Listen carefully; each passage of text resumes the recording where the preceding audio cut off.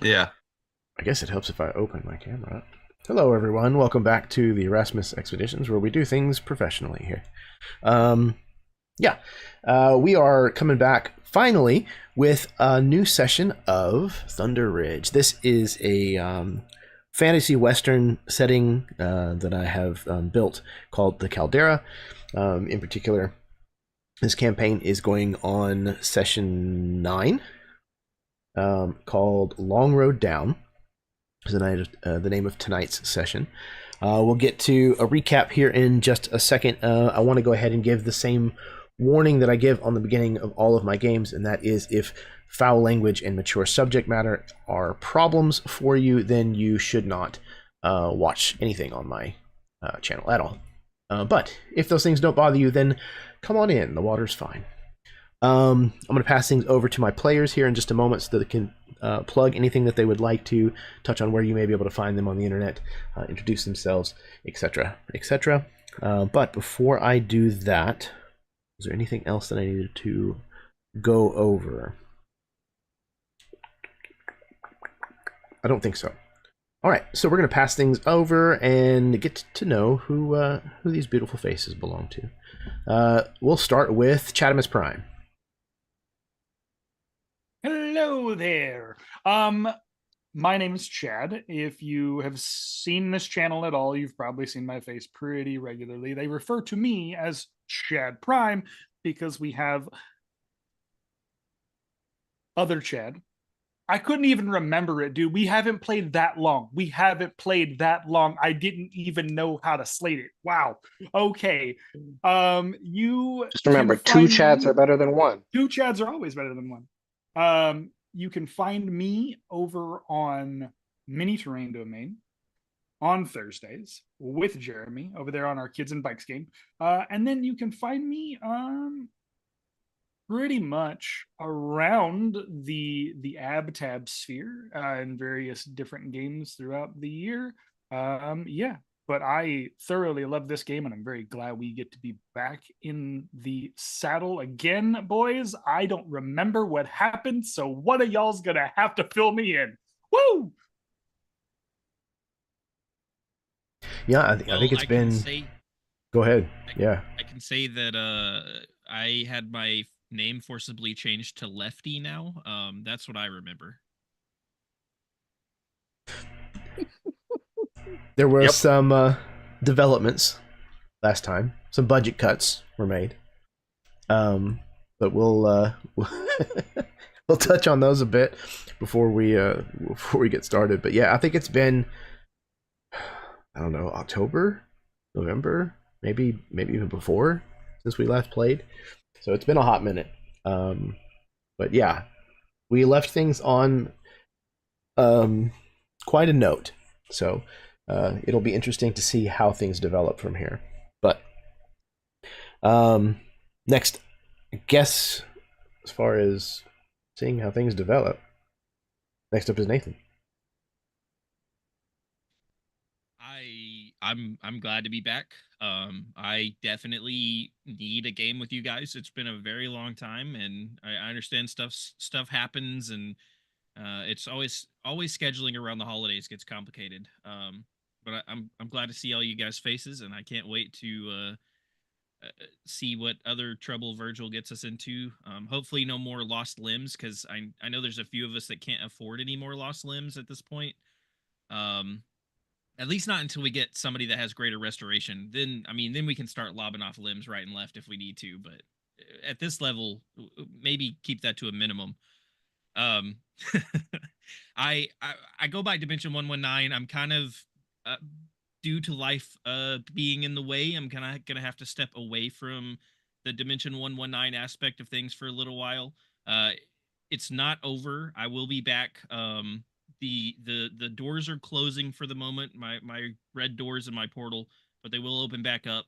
So if you're looking to check more of my content out and support me a little bit, you can search Dimension 119 on Twitch. There are some VODs on there, some clips on there. You can find my YouTube channel, but I believe Jeremy has the link to the State of Survival podcast down in the description.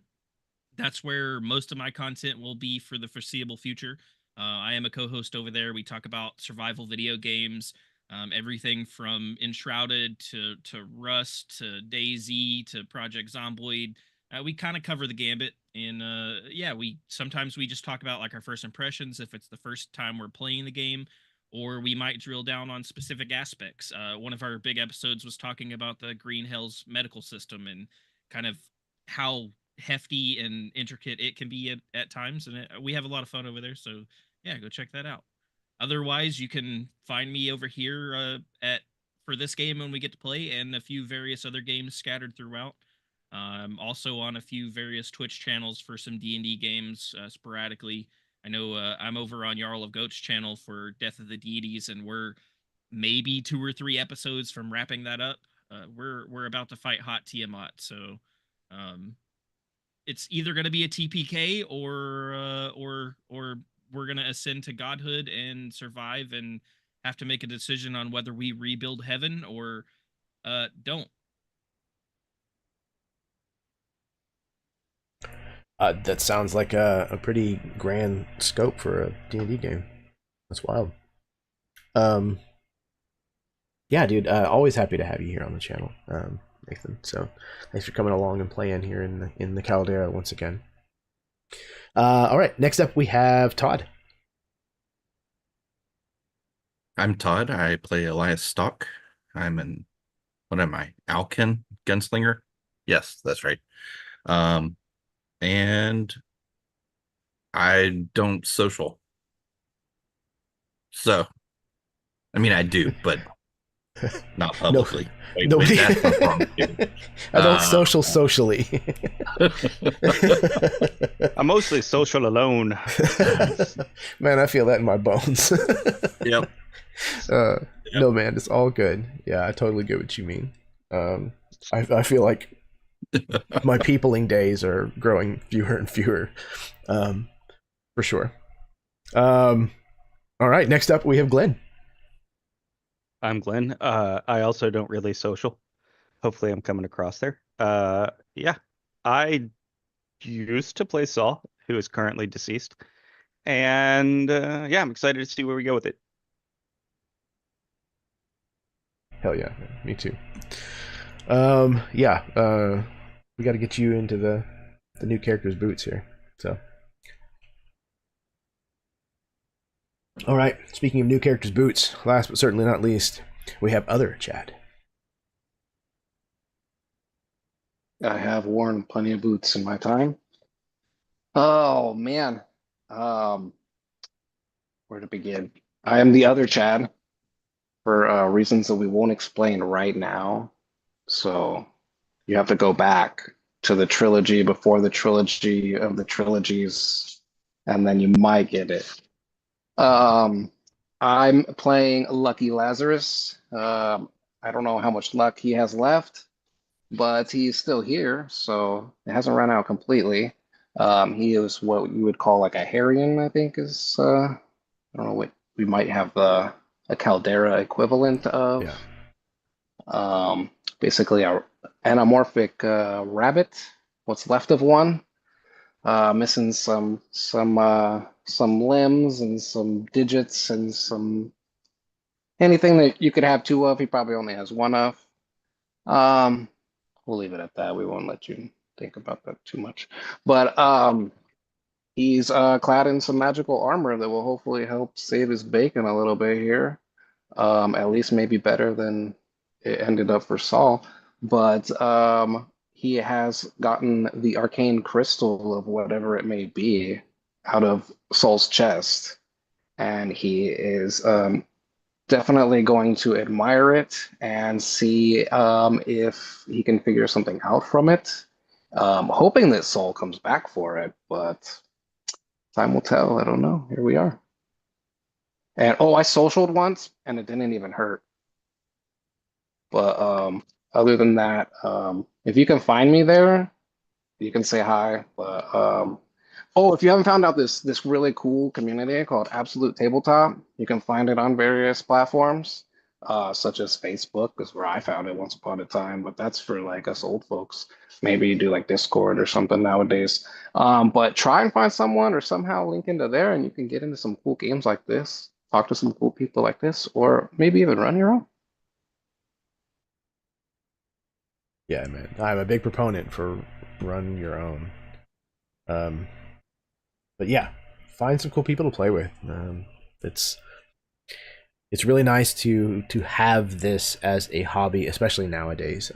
And being able to have the opportunity to game with people from all over the world is a really amazing experience. I've definitely found so many really good people, not just really good players, but just really good people that way. I'm very, very fortunate.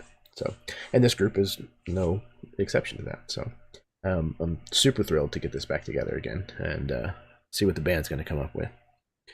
So, I think without further ado, we are ready to begin.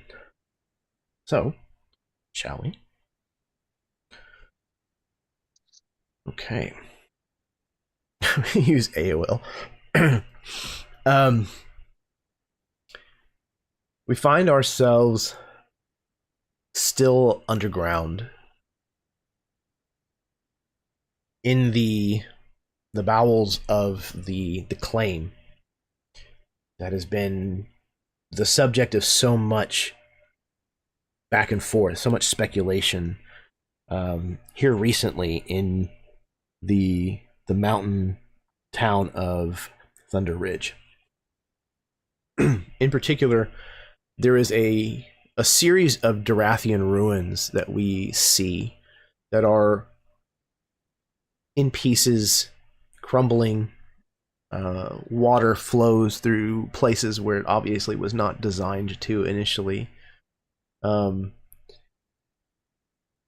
There are entire rooms and buildings that seem as if they were just simply sliced clean and then placed underground here, some of them at odd angles. This is the remnants of the magical kingdom of Dorath that before, when the calamity happened, it was a strange magical explosion that caused pieces to simply vanish or to reappear elsewhere, or to be turned onto their side or upside down even. And the Caldera is riddled with places like this, mined for its magic items, which is why this area has been so intently fought over recently. Your group had come here to get a jump on the railroad, Wellington rails, that was coming here to purchase this from the lumber company. And though you knew it was dangerous, you came anyways. And recently, within the last probably a few hours, Saul perished, drained from these strange bat mosquito type creatures, sturges, who literally just drank him dry.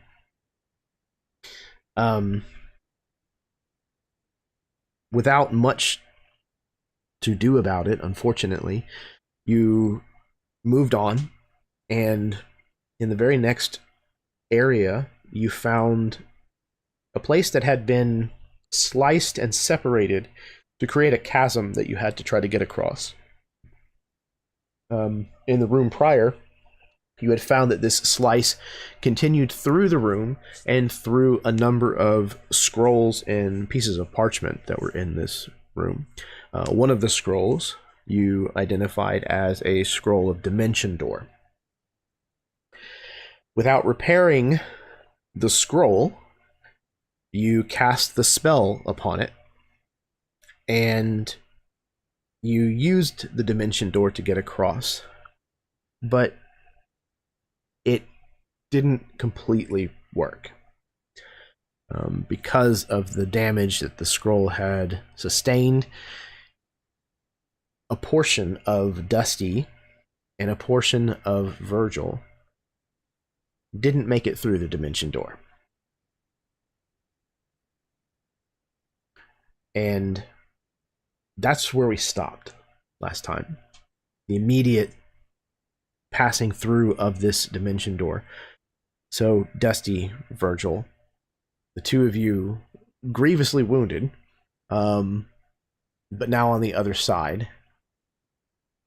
What do you want to do next?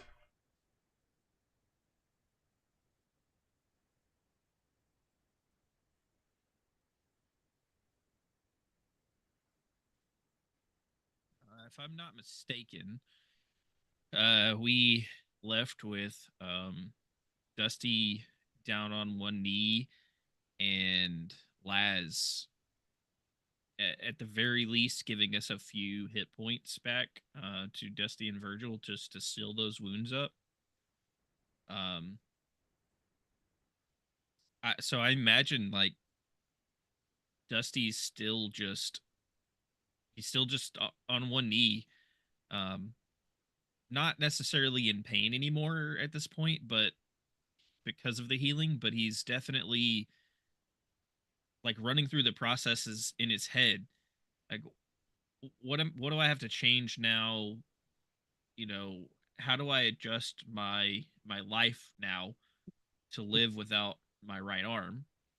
I would say that he's still good with his left. You know, he's a knife thrower. He throws with both hands, but there's other things that he loves that he's definitely going to have to relearn to do. Poker, for instance, with one hand at this point. And I think just one on one knee, head down, like all this stuff's running through his head. What he's going to have to change, if his fighting style is going to have to change. But not only that, but thinking about the fact that we're in this cave still, and there's no telling what else we might run into. And shortly, potentially, the railroad's going to be on our heels in this same cave. So I think Dusty is very overwhelmed for a change. And I shouldn't say for a change. I think it's actually showing that he's overwhelmed for a change. It's kind of slipping through his facade and his demeanor.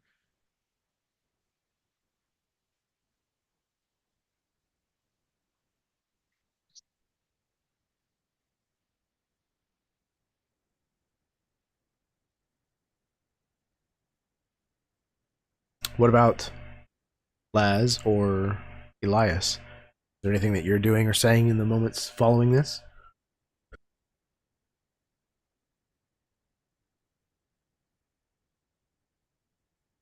Elias is just,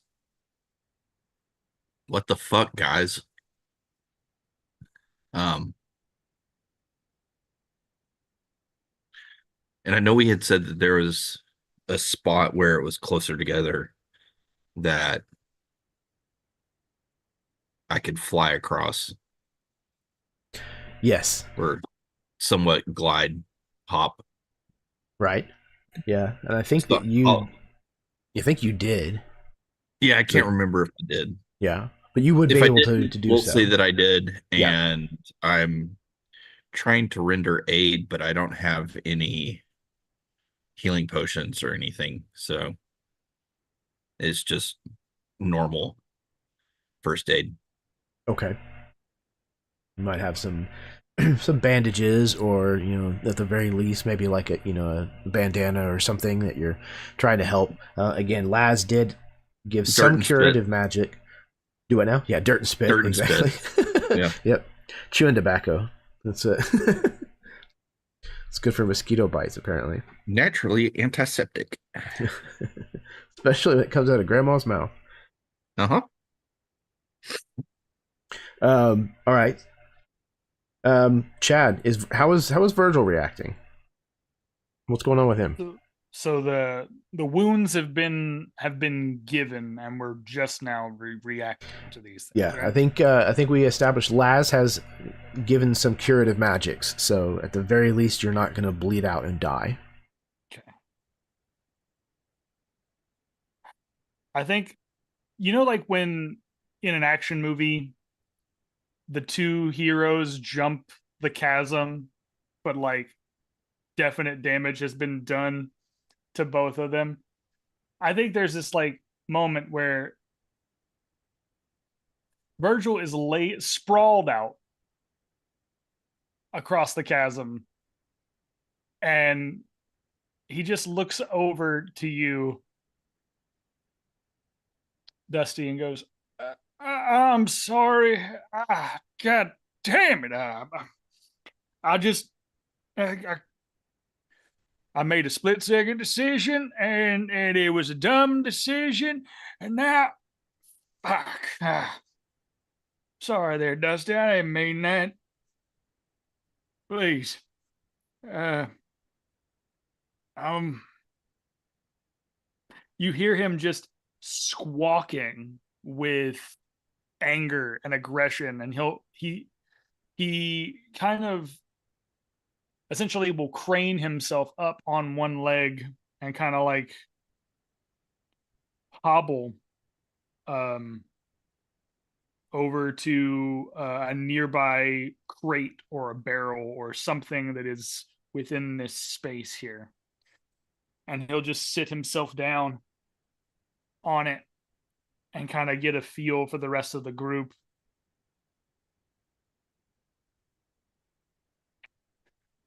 I think just to kind of reiterate, since you stepped away for a second, everyone can kind of tell that like Dusty's going through the paces of trying to figure out what changes since he's missing his right arm, like what he has to adjust, both fighting wise, gambling wise, just like what parts of his life change. And he definitely feels overwhelmed in the moment, and he's letting that kind of emotion slip out a little more than usual.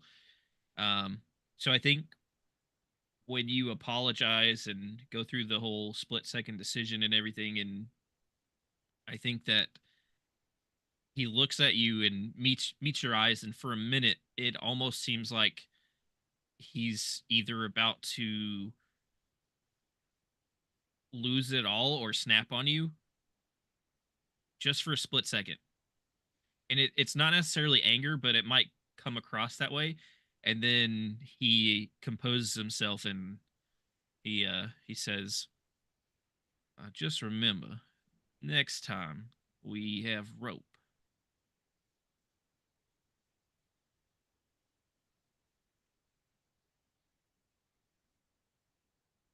I will. You can definitely see, like, as opposed to the typical, I guess, leader persona that Virgil typically carries himself with, he is dejected in this moment where he's just like, he feels like he's letting the rest of the posse down. He's already got the guilt of losing Soul on his mind, and now he almost possibly could have lost Dusty. And he's looking down at the stump of a claw that is no longer there, a talon that is no longer there. And I think he addresses the rest of the group. Well, what do y'all think? Should we head back? Keep pressing on. As you say, should we head back? Dusty looks back at the chasm that we literally just lost limbs to get across.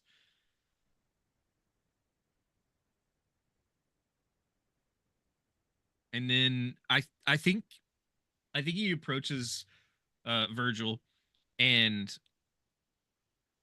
he pulls out this tin that's very familiar that he normally pulls out when he's gambling, and it's the cigarette tin, and he pulls it out and he looks at it for a second, and then he puts it back in a pocket, and instead he pulls a second more extravagant tin out, and walks to Virgil and says, "I can't. This won't grow your limbs back, but it might help." And he offers you a cigar as we're kind of discussing what to do next. There's this moment where he'll take the cigar, kind of nod his head. A flap of a claw will wrap against your shoulder, and he'll light it up and just sit there and listen to the rest of the group, because I feel like in this moment he realizes that he is moving too fast and that he needs to take a step back and let the others decide what's going to happen.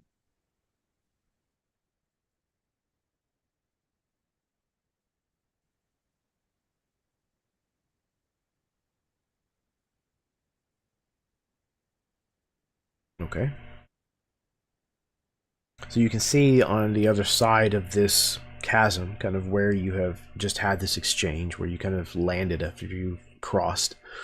There is a natural cavern type exit that seems to exit from this place. It looks like, this might have been like part of a brick wall, forms like, one side of this cavern, but again, this slice kind of continues straight across it all the way into the bedrock, and at some point it just stops being worked stone and brick and just becomes just natural cavern wall. But at the back end there is a crack or a natural cavern opening that looks like it goes deeper into the ground here.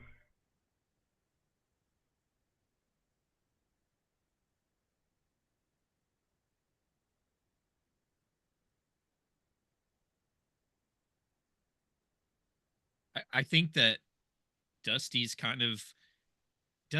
not really been the leader, but I think he's kind of taken the same kind of the same seat Virgil is at the moment, and he's looking to Lucky and he's looking to Elias to kind of gauge their thoughts and reactions on whether we try to actually leave or whether we go farther and deeper, because I don't think Dusty's like he's trying to put on a show at this point now that he's kind of processed things that he's in his right mind, but I'm not sure that he actually is.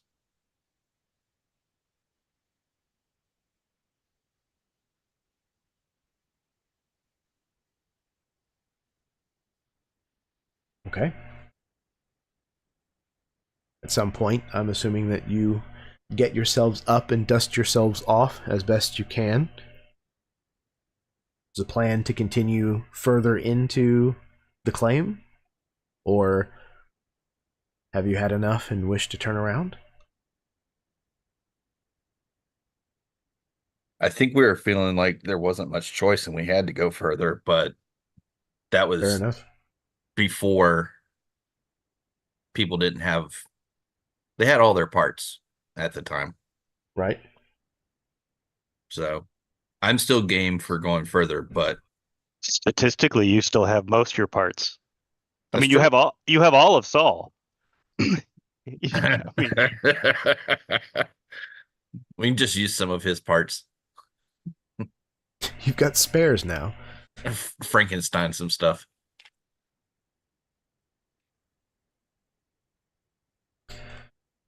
I'm Okay. getting by just fine without an arm and a leg. I don't know what you guys are complaining about. All right, Mr. Roboto. Okay.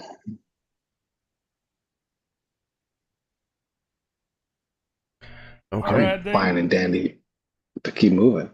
I guess But unless we you want to keep fly, you want to fly over there? No, if we go back up there empty-handed, it's not like they're gonna greet us the best either. So, suppose it's in our best interest to keep on going. He'll take a big old drag from that cigar, kind of tuck it in to the side of his beak. All right, boys, let's get a move on. And you see him hobbling around, and I think what I would like to try, Jeremy, I think, to look around the vicinity here and see if there's something in the area that, for the interim, either Virgil could use as a crutch or Virgil could use as a way to create a peg leg in this moment so that he doesn't have to crane this whole way through the rest of the way. Okay, yeah, absolutely. Roll me an investigation. Investigation check, okay. Well, let's see. I am not very good at investigation, but we shall see what this does. Can I help him since I am? Sure, absolutely. So you can have advantage on that. Oh, good. I will need it because that was not a very good roll for the first one. Oh, good. Okay. I got a 4 on the first one and an 18 on the second. So thank you for that. All right. Thank you for that advantage.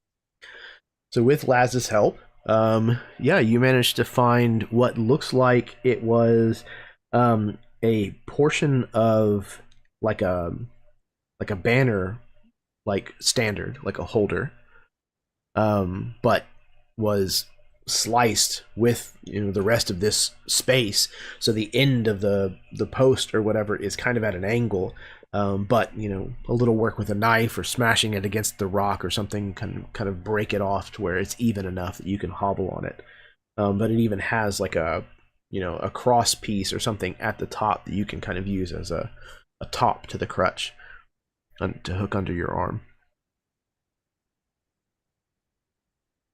Yeah, and I think that's what he'll do until he has a chance to really sit down and like whittle away and create a peg leg per se. Until he has a chance to do that, he'll use that as a crutch for now.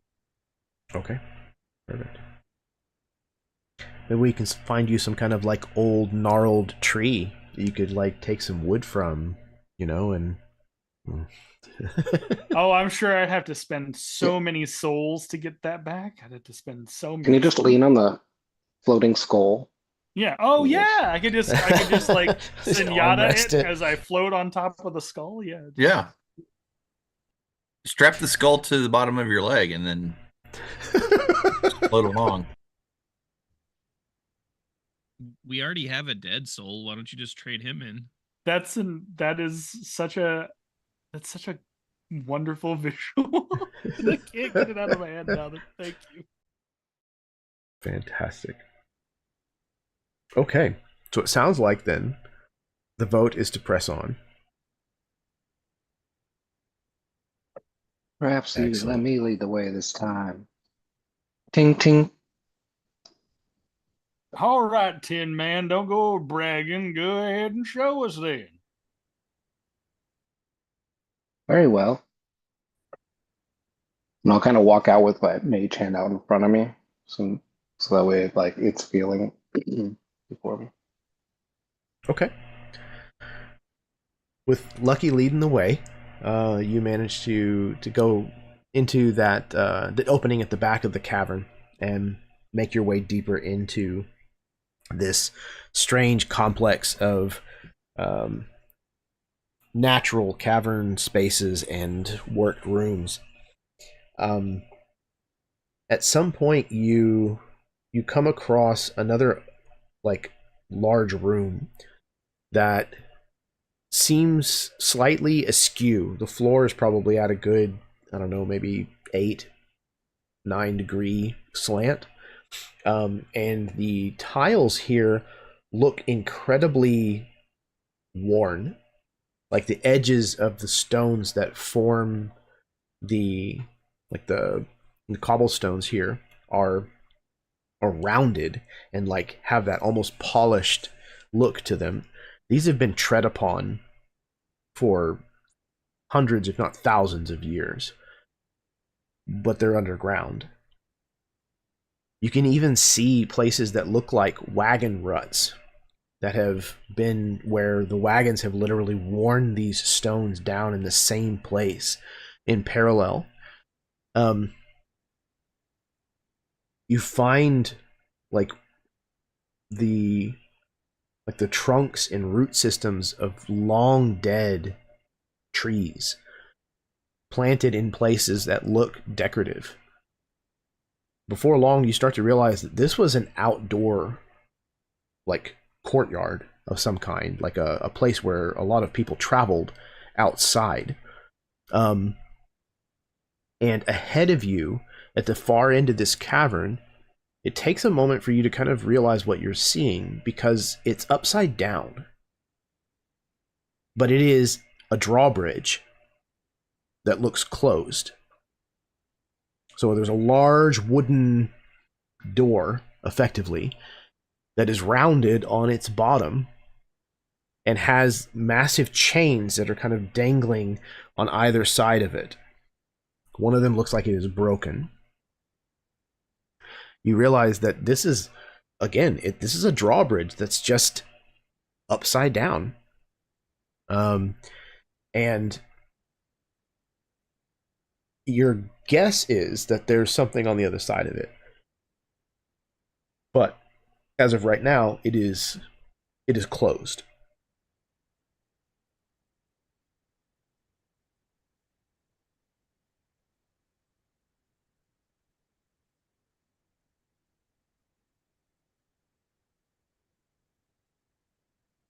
Is that the only way for us to really go? Yeah. Again, there's a lot of like, this looks like it was like maybe a street of some kind, like a market place or a square. And there's like thoroughfares that kind of like go off in various directions, but none of them seem to really lead anywhere. You'll have like a cobblestone street that literally goes straight up to a cavern wall where, the cavern wall actually bisects some of these stones. There may even be like pieces of like a wagon or a cart like partially sticking out of the wall. This drawbridge seems to be the only possible way forward. Well, I kind of look, since Lucky is leading the way, I kind of take stock of the room. How big are these drawbridge chains? Like, how thick are they? Are we talking like so like nautical, like huge thick chain, they're not quite that thick, but the links are probably the size of probably like a child's torso. Okay. And the metal that it's made out of is probably about as big around as a wrist. So it's pretty substantial. Substantial, okay. Yeah. So I have a thought. If others want to interject, more than welcome. But the idea is, if the other one is broken, I might he's looking to see if there's a way that he could break this other chain. And I have an idea to potentially freeze the metal to make it more brittle, and then allow for us to explode it or whatever.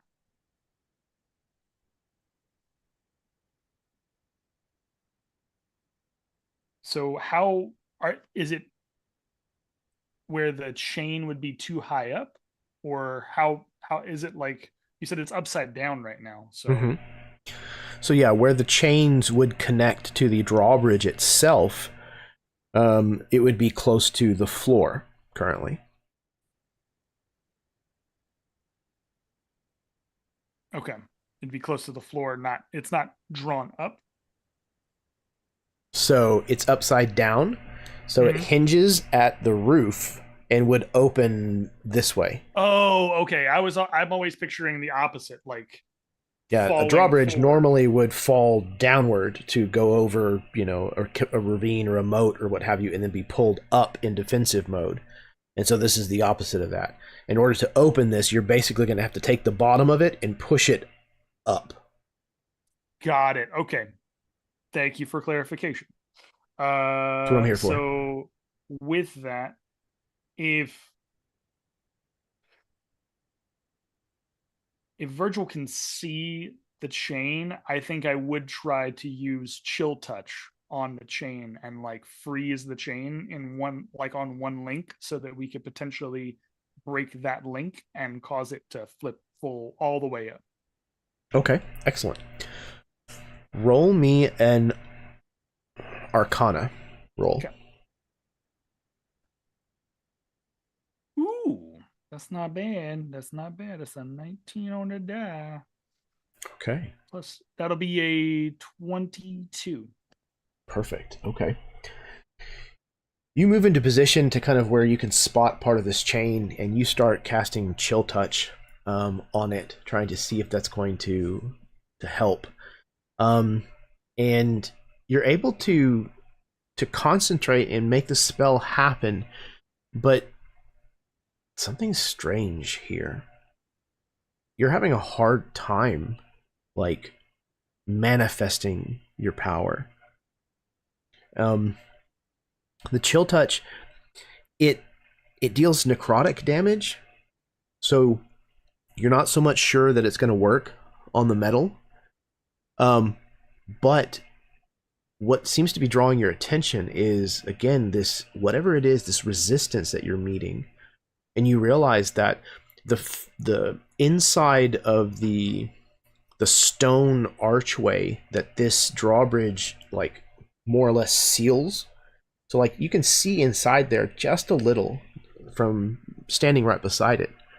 And you can see, like, runic carvings in the stonework.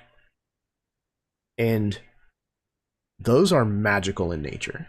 They're not, like, design. They're magic ruins. Or not ruins. Runes. Magic ruins, too, I guess. Hey, Lucky, before I go and do some stupid shit again, You'd never do that, would you? nope, Oh, never, okay. never. So before I do go do some stupid shit, Oh, see these here? Now I know these are runes. I know these are, but I'm afraid to do anything more without probable cause. So, if you have an idea so that I do not hurt y'all or,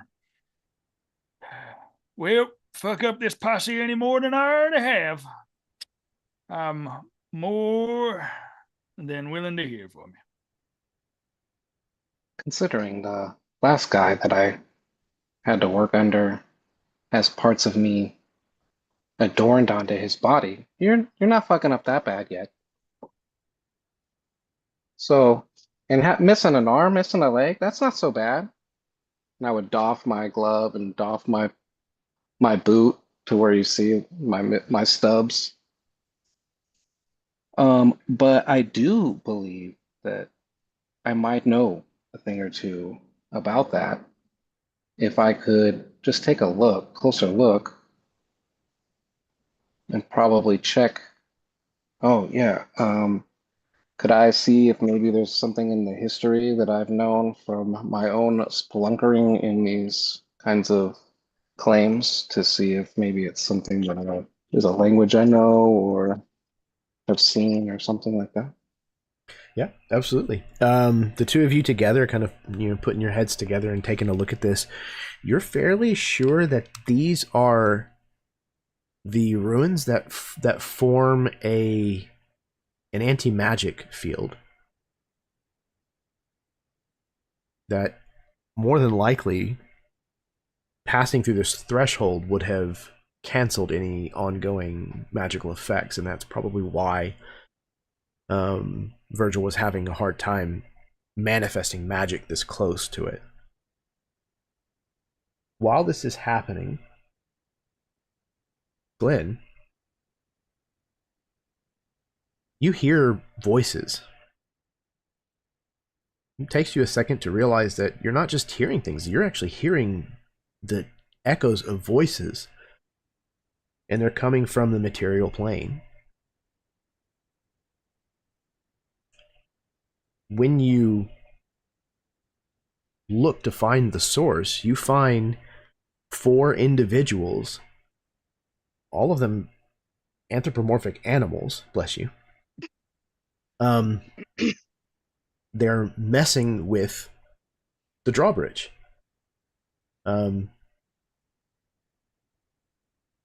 Maybe trying to get through this anti-magic field to the other side.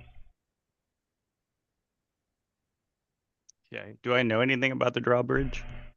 Absolutely. You've been around here for quite some time. Mm-hmm. Let me see here. Okay. So, the rest of you have not seen him yet, but for the audience's sake and for Glenn's, Glenn, this is what you look like. You are... I've let myself go. Quite a bit. Yes. Ghostly Friar Tuck. Exactly. You are a friar ghost. It looks like more like you've let yourself glow. Oh, bit of a glow up. Wow. Yes. So you see these individuals trying to bypass. You know that this is an anti-magic field because you can't get through it. You can go through the wall, but you can't go through this doorway. So I can get to them, but I can't get through the door. Correct. Great. Yeah. Yeah. No, I will. So they haven't seen me yet. I will. I'm probably very interested. I am going to try to like go through the wall and kind of float around behind them. I'm assuming I know the area relatively yeah, pretty well. Mm-hmm.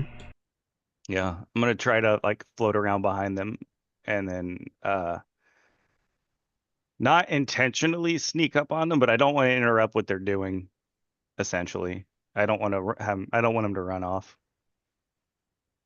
Perfect. Okay, so the 4 of you, everybody, give me perception rolls. Elias and Dusty, you weren't involved in what was going on at the door, so you can have advantage on this. I don't need it. You got a 1. I got a 22. Oh, nice. I mean, I can roll again just to make sure. Maybe 20. Nope. Got a 21. All right. So both of you realize that while Lucky and Virgil are messing with this chain and in this door, whatever's going on with it, both of you notice that the temperature in here starts to lower, like noticeably, and there's like a slight bluish glow that wasn't there a moment before. And when you turn around, you see the picture I just showed you. A spectral friar, a Castilian monk.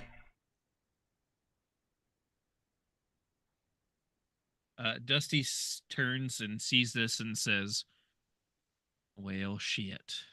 I didn't think it was my time yet, but I guess losing my arm did more than I thought.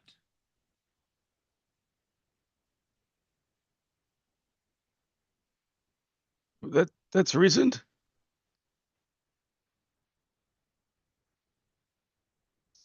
He tries to look at his watch, but he realizes that was on his left wrist or his right wrist. Sorry, how long have you been trying this for? we've only recently arrived at this juncture, but crossing the chasm wasn't so easy. So a few weeks then. Few weeks. Moments, few moments. Oh, good luck. I've been giving it a go, and this hasn't done it yet. I can't get through it. The wall's way easier. Just through the wall. Here, watch.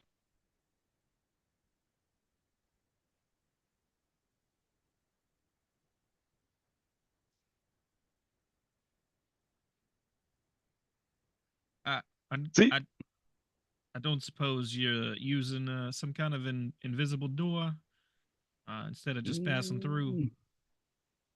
Nope. Nope. I've Just sort of I've go passed for it.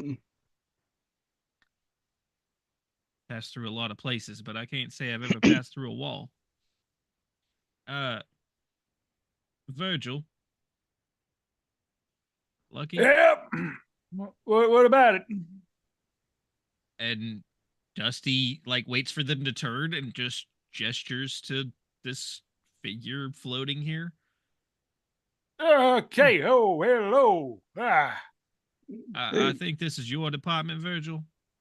Yep. Oh shit. Did I do something else again?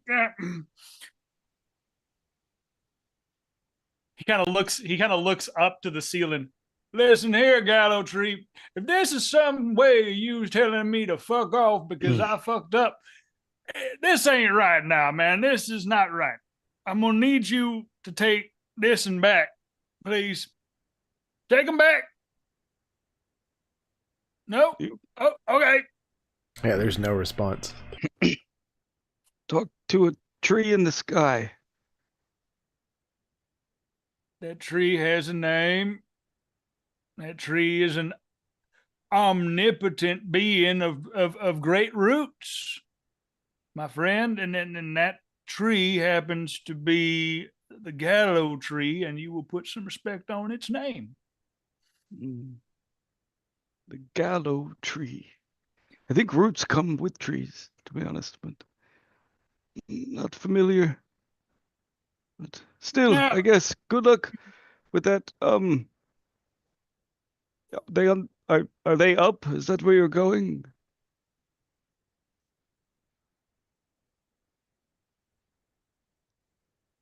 Are you going to your tree? no, nope, we are not going to the tree. We are going. We are going further into this place, but apparently your little drawbridge here is impassable with magic. So I gotta figure out how to fix that. It's not my door, but It's not your door. No, my door.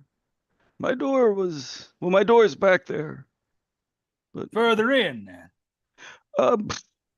Yes, more in up it. In and then up. So Not so much in, kind of like, it's kind of hard to explain. You walked around here much?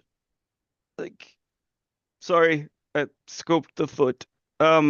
You hop around here much? Oh shit, sorry, scoped the rabbit. Been here long? listen here, you little fry. First of all, I'm pretty fat.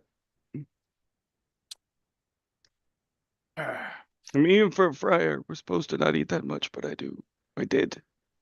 you see that like there's this moment where like Virgil is practically bristling with like both contempt for this new ghostly apparition and also like just the fact that like he just wants a moment of of doing something right. And for right now, in the span of the last 10 to 15 minutes, nothing he has done has gone right. So,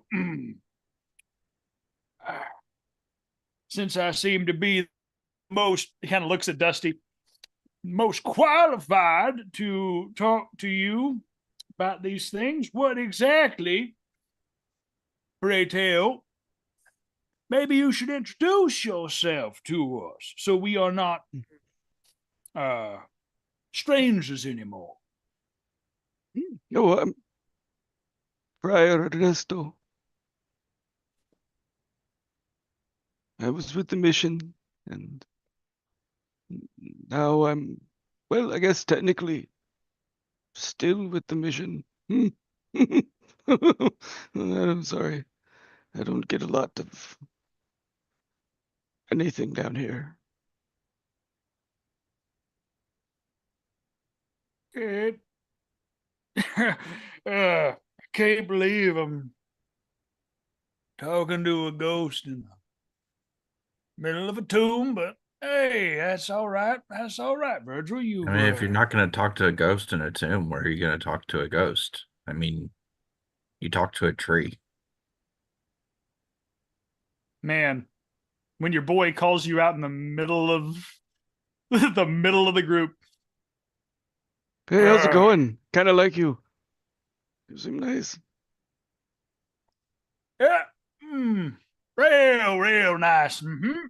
He kind of like takes a huge toke on that cigar. The nub just goes maybe a full inch down in anger, and a plume of smoke comes out the other side.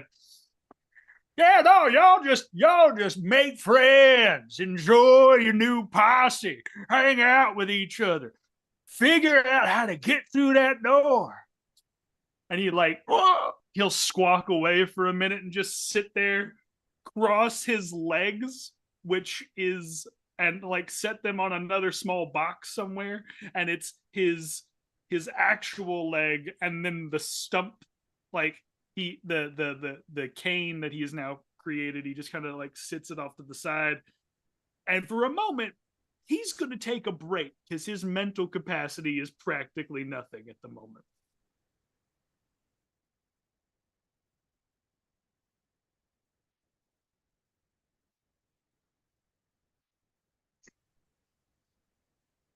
All right. Britton seems frazzled. But like, why do you want on the other side of that so much? I've been there. It's not that great.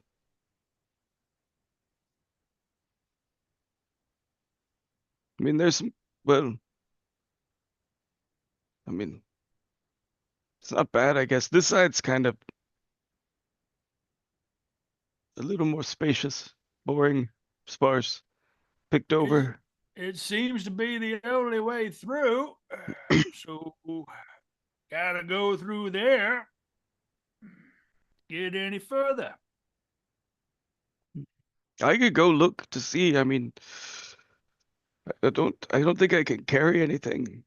Can I carry things? I don't think I can carry things, can I? Mm. And to be fair, or to be clear, you also have not been able to get through this wall. So Whatever's go on like, the other side of this, you only know what it looked like the first time you came through here. Got it. So I didn't come from this direction. I didn't come from the direction through that side. Got it. No, okay, so you did in living form. Oh, got it. A while ago. Yes. Yeah. But the stuff I found wasn't on that side. Okay. So everything that I sent you direct message. Yep. That's on the other side of the drawbridge. You know it is because you saw that before you died. Yep. No, you know what? It was pretty cool over there. It was pretty cool. Those of you in the posse would also have probably procced to the fact that this friar mentioned having come from the mission. Your headquarters, your hideout, is in a Castilian mission. at the surface, and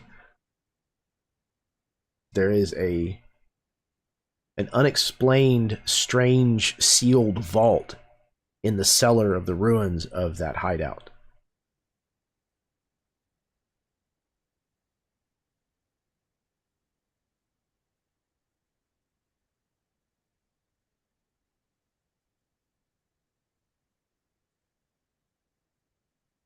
So what's the plan? I think So would you Cody say will finally ask, what all have you done to try to get through this drawbridge? Well, I mean, the first time we sort of walked through, that was the, like, not really walked through, but we sort of just got through it was fine. And then, and then, You got through the upside down drawbridge? I mean, it wasn't easy, but, you know, it wasn't impossible. We had rope. We find that like a few Dusty ropes just and looks at well Virgil planned, as soon as well, Rope's mentioned. He's still yeah, listening, but he looks at Virgil when Rope's mentioned. yeah, well set plans and ropes, you can do a lot. I mean, shit, you know. I imagine if you fly, it's probably you don't even need that. You just sort of over where you need to go, but no, not with us. Um, we had to do like some weird rigging thing. We had a guy who was way better at it than me. I was sort of there, you know, on official business. How did They you like to get have it? me around because I could help heal people and stuff every once in a while. To be fair, I'm not really good down here. How did you get it open? I didn't. I walked through and then we saw some things, some cool things, and then someone did touch a thing, and then I think I How, might be down somewhere else, like the rest of me, but part of me must be on this side, I guess, because ever since I came over here, I can't get back over there. how did your party get the drawbridge open? You can't have just walked through the wooden aspect of the drawbridge, and unless you were already like this when you got here. Oh no, I wasn't dead yet. I died here. That's kind of why I'm here now. That's how it works. I mean, worked for me. It could probably work that way for you. A couple weeks or so. Yeah, let's not find that out. I would prefer to find out how the group of you opened an upside down drawbridge. Do you think we could kind of focus in on that? I mean, I'm kind of good either way, but um, I guess let me see if I can remember. It's been a minute, and like not a moment, but like a minute. Um, So before the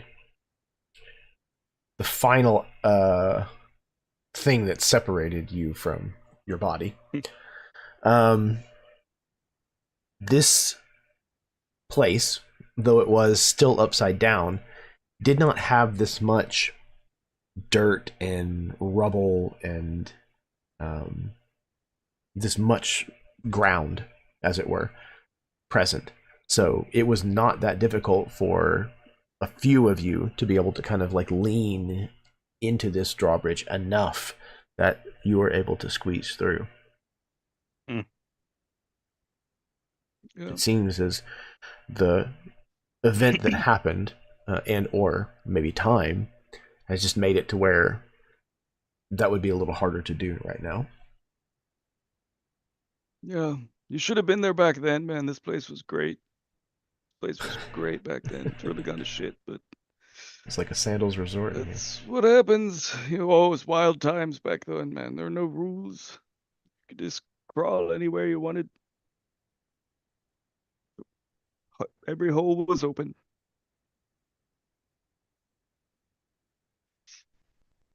But I mean, it looks like there's some fields saying like, I'm gonna level with you. I don't know if I'm magic or not. I prayed a lot that shit like this wouldn't happen to me in my life. Um, this is kind of the exact opposite of what you want. you know, you devote your life to a deity, is to be stuck there, doom, alone, twiddling your thumbs all day. I'm sorry, what? Oh, yeah, the door thing. I think it's mostly magic resistance. That's why I can't get through it. If, hands. Here, watch this, and I'm gonna go like put my hand into well, let me see. Uh roll a dice. How many is there? 4 of you guys right now? Cuatro? There are 4 of us. Oh, who's first on the list? Oh, through Virgil. I'll be like, just put my arm through Virgil's chest. See? No bueno. No bueno. Oh, wonderful. Having a healer who can actually heal us. That's fan-fucking-tastic. Ah. Oh, I'm not your healer. I'm good on that zone. I'm like looking for the opposite. Oh, Do you want to you just decided to not decide to do the thing you were signed up to do before. Oh, okay. Oh no, I could do it back then, and then someone touched the purple rock. Or I think they touched it. Anyways, that big purple sphere, that was it was a thing. Hey, nice Purple, green rock, by the way. purple sphere. Mm-hmm. Is that what's behind the door? Well, currently I can't tell you that. There was a period of time where I was dead and not here. Well, I was probably here, but like in the floor. And I'm not gonna lie to you, like there's not a lot of light. There's no sun. I tried to go up to once to it. I couldn't get there. I I don't know exactly how long it's been. It's way shittier around here than it was when we were here before. I'm gonna tell you that. There's way more Virgil dust is listening to you, but he and is actively getting up and moving toward Laz and being like, scale of 1 to dynamite. How do you have anything in that basket of tricks you got there, Lucky, that will get us through some sort of an anti-magic nonsense?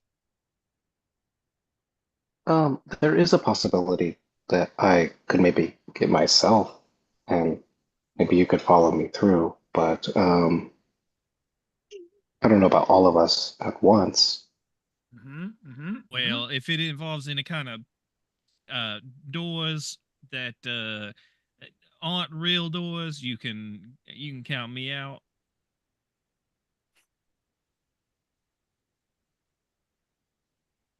You can Is that because see you have like trouble opening them? you could see that comment is like literally like shooting daggers at Virgil right now, because he is feeling the guilt in this moment of all the shit that's gone down for everyone. And just for context, Dusty doesn't mean it to be a dig at Virgil at all.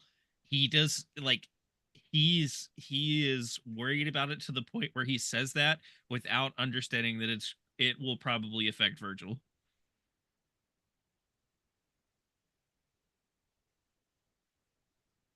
And it's up to you whether Virgil realizes that or thinks that, but just for context, for player's sake, like he's not saying that to come at Virgil, but I guess maybe Virgil would take it that way.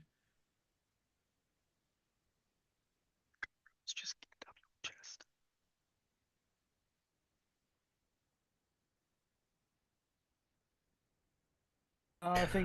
I think that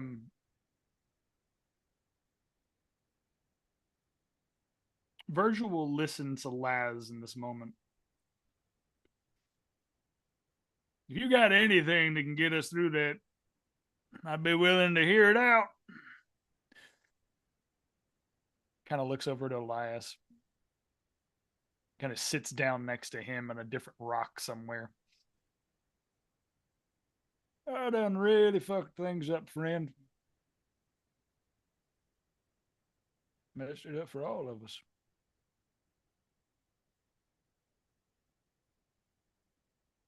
Shouldn't have started that shootout. in town. Shouldn't have gone down here and did those things. I imagine that we did buy dynamite. I remember distinctly that I know Lucky went and bought some. I need to go see if it's on Saul's old I know Dusty and Laz both went to Yeah, I'm pretty sure we did. I'm like, I think this would be the I first. swear to God, I told people to buy shit like this at some point. As I do remember. I'm like, I think this have is it the on my first sheet. Caldera game where people didn't have dynamite and were like itching to blow something up with it. I'm pretty sure we There have should be it. a list somewhere. We You've have a gotta. list somewhere of things we bought, but let me look at don't my have it. inventory here real quick. That's hilarious.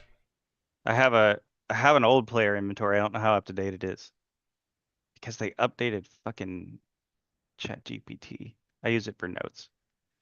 It's dope as I shit. don't remember if you've come across any that was like as a dropped like No, loot but I remember type we thing, took but- I remember we took like 200 gold worth of platinum a piece, and we went to the I remember because Dusty had a really cool moment in the general store where he convinced the people to basically give it to us for a lesser cost. I remember that. but Oh, I that's don't- right. And I had the And right.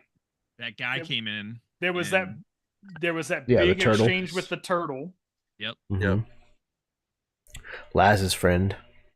when I was all snarky to him. Mm-hmm. Sassafras. While you guys are figuring that out, I'll be right back. Sure thing. Yep.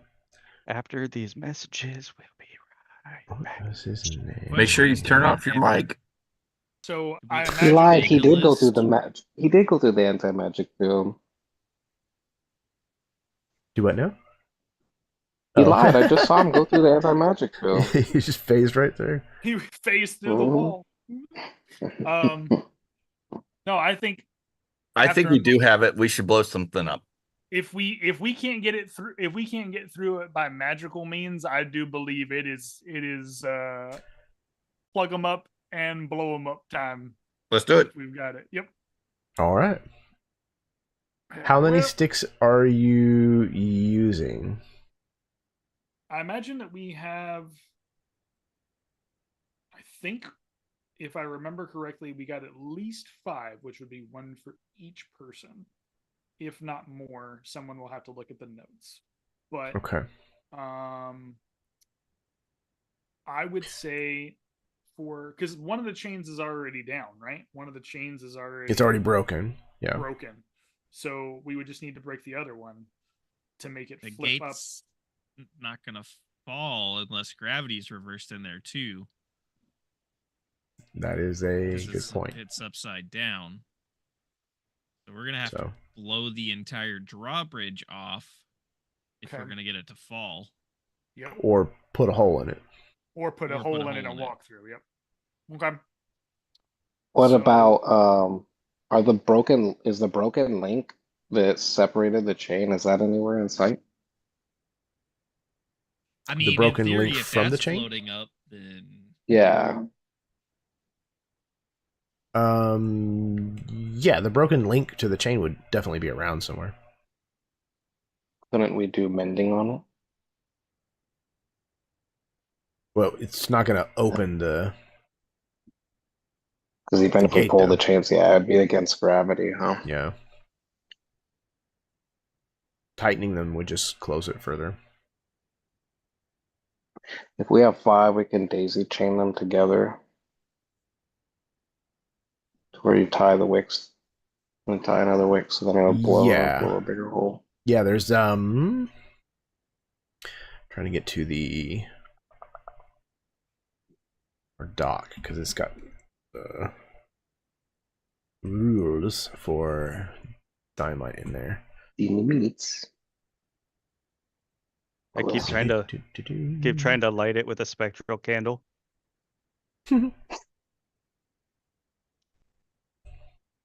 Yeah, let Dustin do it. He's already missing a hand.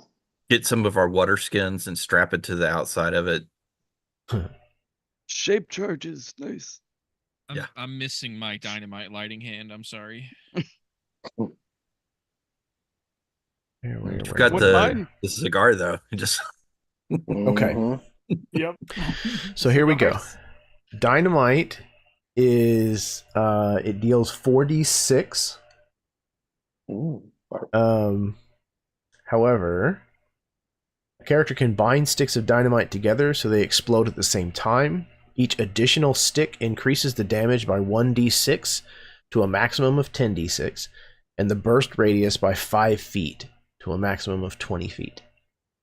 Dynamite can be rigged with a longer fuse to explode after a set amount of time, usually 1 to 6 rounds.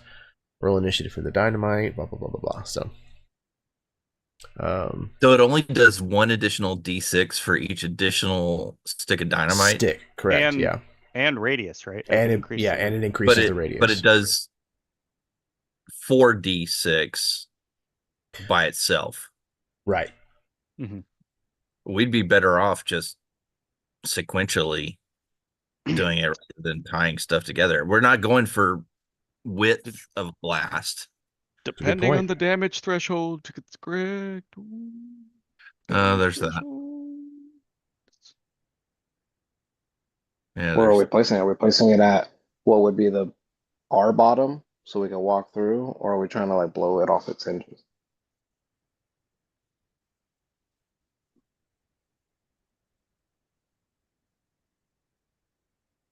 Like, I guess at that point we need to find out if it's something that we can blow a hole in and walk through, or are we going to have to rig ways to climb across? Because I'm assuming unless whatever the drawbridge spans, that there's a chasm here again, unless it's been filled with rubble or dirt or something of that nature.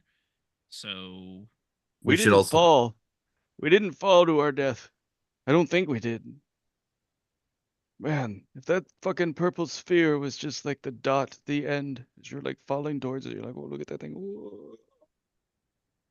We should also check the drawbridge to see if there's already any cracks in it or anything like that. I hit the shit out of it for like a decade. Yeah, but you were incorporeal, so it doesn't count. I gave it hell.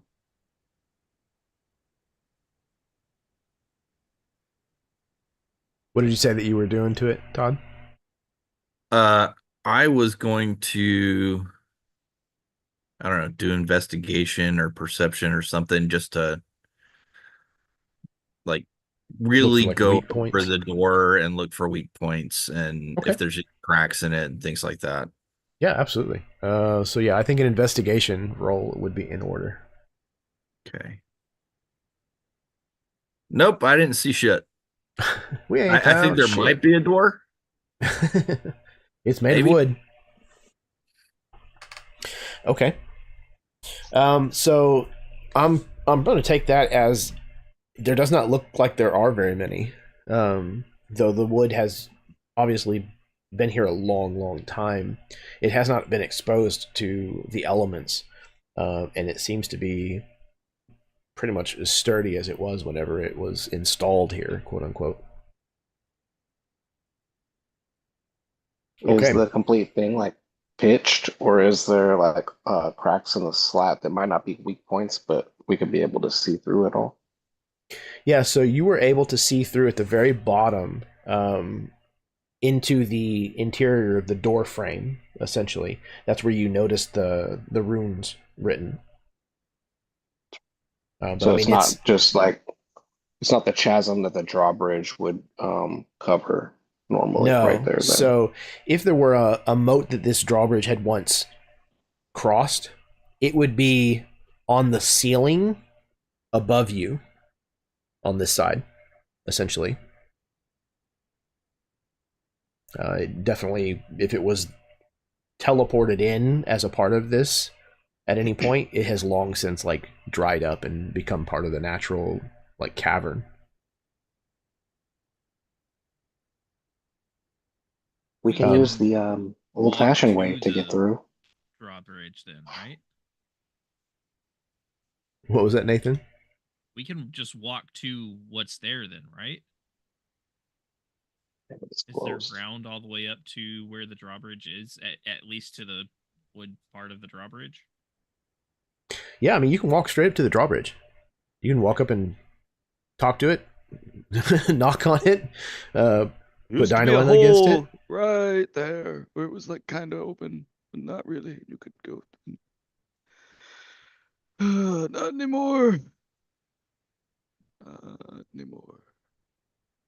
I mean, let's decide if we're gonna blow it up or try to open it by hand. I mean, Dusty's Say- only half as strong as it used to be, but I would say blow it up. Speed and efficiency, baby. Let's blow it up. Okay. So it sounds like maybe the plan is one stick at a time to maximize damage over blast area. You're gonna try to blow this up. Okay. So whoever wishes to can roll 4d6. The door certainly is not going to defend itself.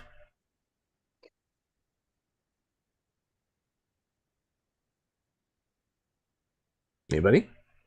I got it. Okay. That would be, let's see. First stick of 4d6 gets us 16 damage. Okay. It puts a significant blast into this drawbridge. However, the drawbridge is still intact. It's still not going to be passable at this point. So essentially, this has a toughness, a threshold that you have to get across or past with the amount of damage that you're dealing. And then it suffers the remaining as actual damage, and it has a certain number of hit points. You're not there yet. All right. Round two. Cover your ears. Yep, this thing is going off, and every time it goes off, like this whole cavern kind of like shakes and vibrates. Dust and water that's kind of like clinging, condensation that's clinging to the walls and the ceiling kind of falls down. The echoes kind of like rumble through, but you blast a second blast. Another 46. I will have someone else roll it this time. Okay. Anybody else? I got it. Okay.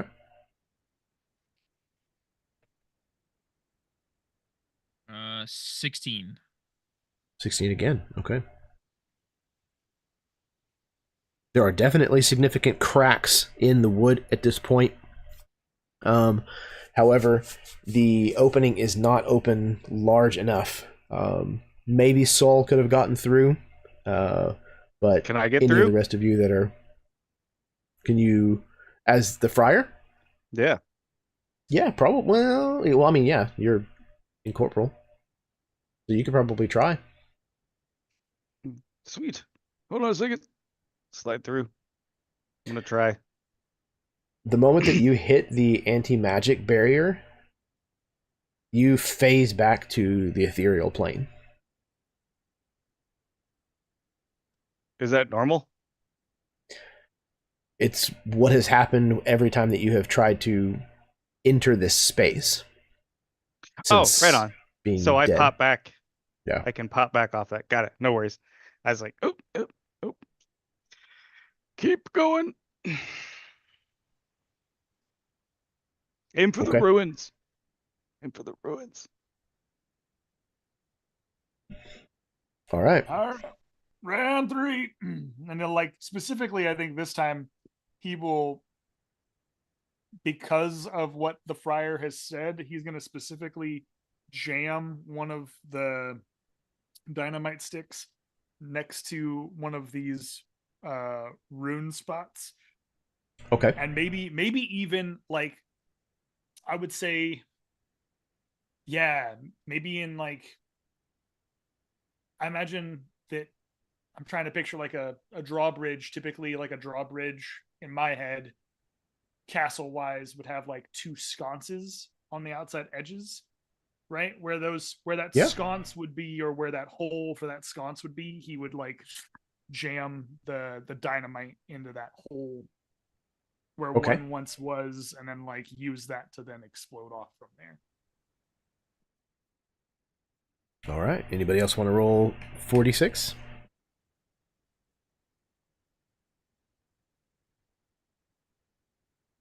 No? I'll gladly do it again. Looks like Chad's got it. I got it. 19. 19. Okay. Yeah.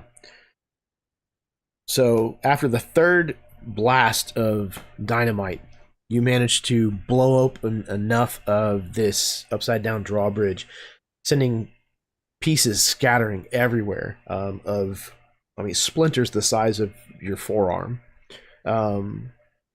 And there's now a gap that is large enough that you can squeeze your way through. And with the placement of this last one in particular, Virgil, you were also able to obliterate one of the stones that had these runes carved into it. And as you do so, you can feel that strange amiss feeling that you had kind of fade and dissipate.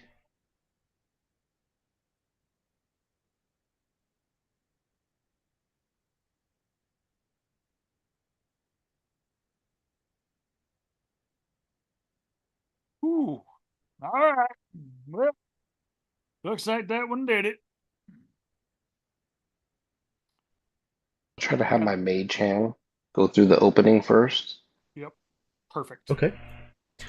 Yeah, your spectral hand kind of like floats through the opening, kind of, disappearing somewhat into the kind of the dust and the rubble that's been kind of kicked up by these blasts. But it seems to stay intact all the way through the archway.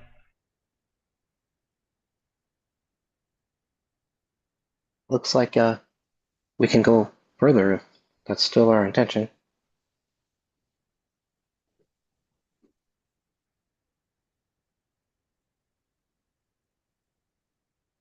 Virgil will nod, kind of go over to the rock, grab his hat, and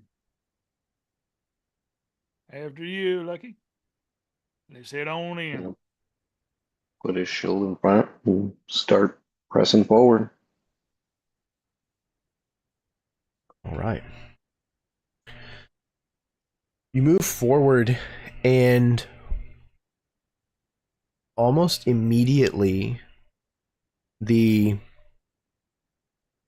topography, I guess you could call it, the stonework and architecture of the area around you changes dramatically. You start to see a lot of like hand-carved details that look like they would have been parts of like flying buttresses and plinths for statues and mosaics of tile work that were put in place. This is no mere tomb or crypt. This looks more like a palace or a keep. And you press further in still, and eventually you make your way to a room that has a strange feature in it, dominant in the space that you've entered. There is a sphere of purple crystals that seems to be installed in this device that kind of holds it aloft. It levitates just a few inches above this decorative base, and all around this area you see evidence at some point of this crystal either spreading or having exploded. There's little shards that are sticking out of the stone in every direction from this place.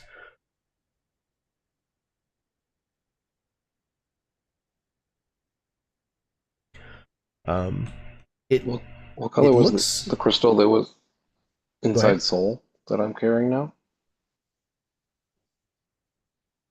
What color was the crystal that was inside of Soul's chest that I'm carrying now? Glenn, what color Oh, was that? I'm pretty sure that one was a green crystal. We had It was green. Okay, established. thank you, sir. It does, however, look similar in its makeup, if you will. And the friar did say something about touching a purple crystal, right? Or a purple orb or something like that. Well, to be fair, I think someone touched it. Like, we did the thing, we opened the thing up, and they were like, "Oh shit, look at this!" And it's like, "Oh, someone got hurt." And I walked up, no one was hurt, and then they were like, oohing and awing. "Oh, yeah, over that thing. It's impressive, don't get me wrong, but like, it's purple stone. Like, okay. Have you seen this? The sky? Like, it's huge. That thing's nothing." Anyways, yeah, I turned around and then there was like a thing, like a loud thing. And it's been a while, and then you guys showed up. Pretty much. Okay, there. I spent some Holy time man. looking. This is a lot nicer place, though. I like this place. So I'm let gonna me be ask stuck you a here. question. Let me ask you a question. I mean, I'd probably change up some of the art, and I don't really need the purple thing if that's what you're thinking. But like, I'd like to keep the color. Virgil is like looking I don't get a over lot of this. color. Mostly I'm blue, and purple goes well with blue. Virgil's looking over this stone, and he like looks to the friar. So you're saying that when you were here, Mhm. your party Mhm. was oohing and awing over this here stone, Oh yeah. and then something happened. Was it a loud explosion? Electricity, some sort of ghostly apparition? What was it? Because I have to know. So It was like all of a sudden I was there, and then like not. Well, yes, but no. Right? And then I think the best way to say it is like, have you died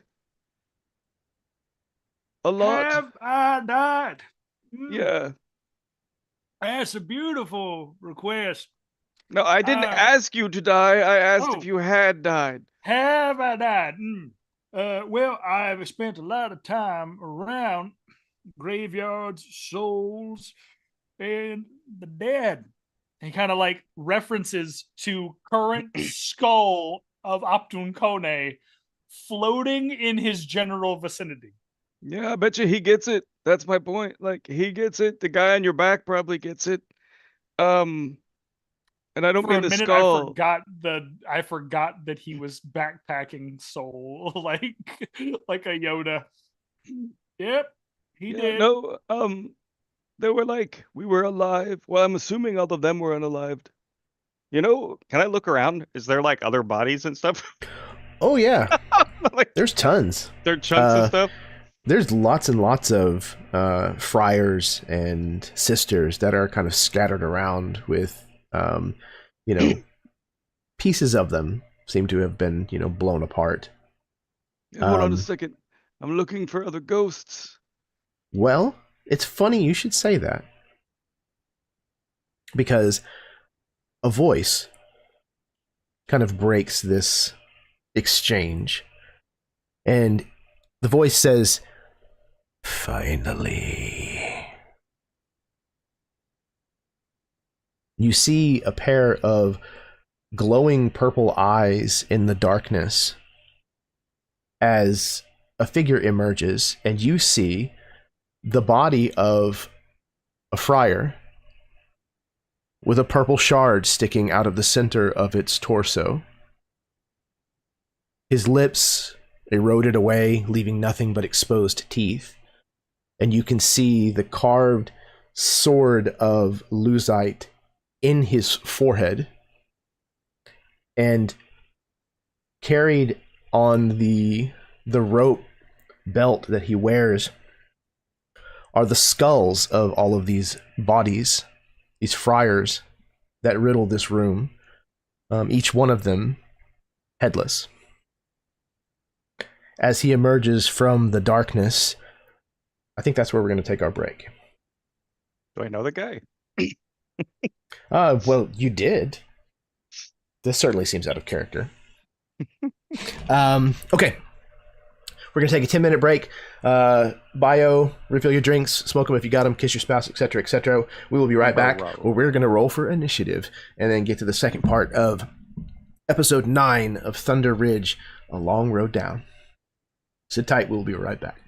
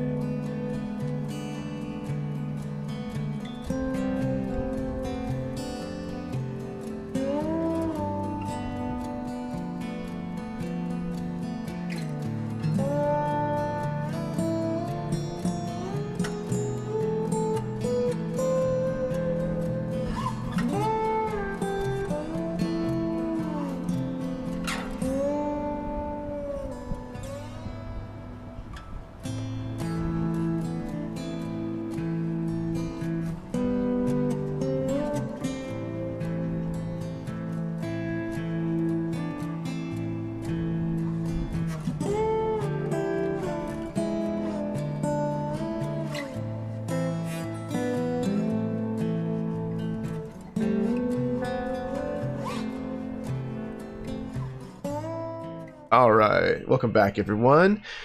This is session 9 of Thunder Ridge, titled A Long Road Down. And we are deep in the earth in some Dorathian ruins. And there's an interesting series of events that are unfolding. We found a crystalline purple sphere that seems to be levitating, floating above this stand, surrounded by the headless bodies of friars and crystalline projectiles that seem embedded in the walls and the ground and the ceiling. And then a voice kind of broke the conversation that was happening between the group. That voice saying the word "finally" as an individual with purple glowing eyes emerges from the darkness with a purple shard jutting forward from his chest and the sword of Luz carved into his forehead in a blasphemous way. And you said I know who that is? You knew who this was in life. Yes. His name was Fernando. But whatever it is that is now standing before you is most definitely not Fernando. What a disgrace to Nando and the chicken that he made. I have improved him. To be fair, like, he looks good. Better than me. We should probably kill this thing. Long We didn't- have I waited for someone to come along. And now you are here. Wait, were you here before? Or we may have waited the same time. I came long before your brothers and sisters foolishly tried to open that vessel. And he extends a finger towards the purple sphere. I have a task for you. If you accept, and you do as I've asked, I will let you each live. No deal. Like you're gonna have to. I mean, sorry, I don't mean to speak for them. That's rude as shit on my part. But like, you're not really throwing much my way. How would you like a second chance at life, Friar? Hey guys, how is it out there? Sucks Yeah. balls. People are losing limbs left and right. Can we table this? You mind to- waiting for another 20-ish decades? To be fair, two of us lost limbs in here, not out there. True. I think that Still Who doing has the addition? math. Still doing the math. It's not great Dusty. looking at you guys. Dusty's got initiative. Well, It is a he's first in simple order. task. I could make you whole again, each of you. who, may I ask, do we have the distinct pleasure of speaking to? It's Fernando. I mean, it was. As he holds a talon to his rifle side.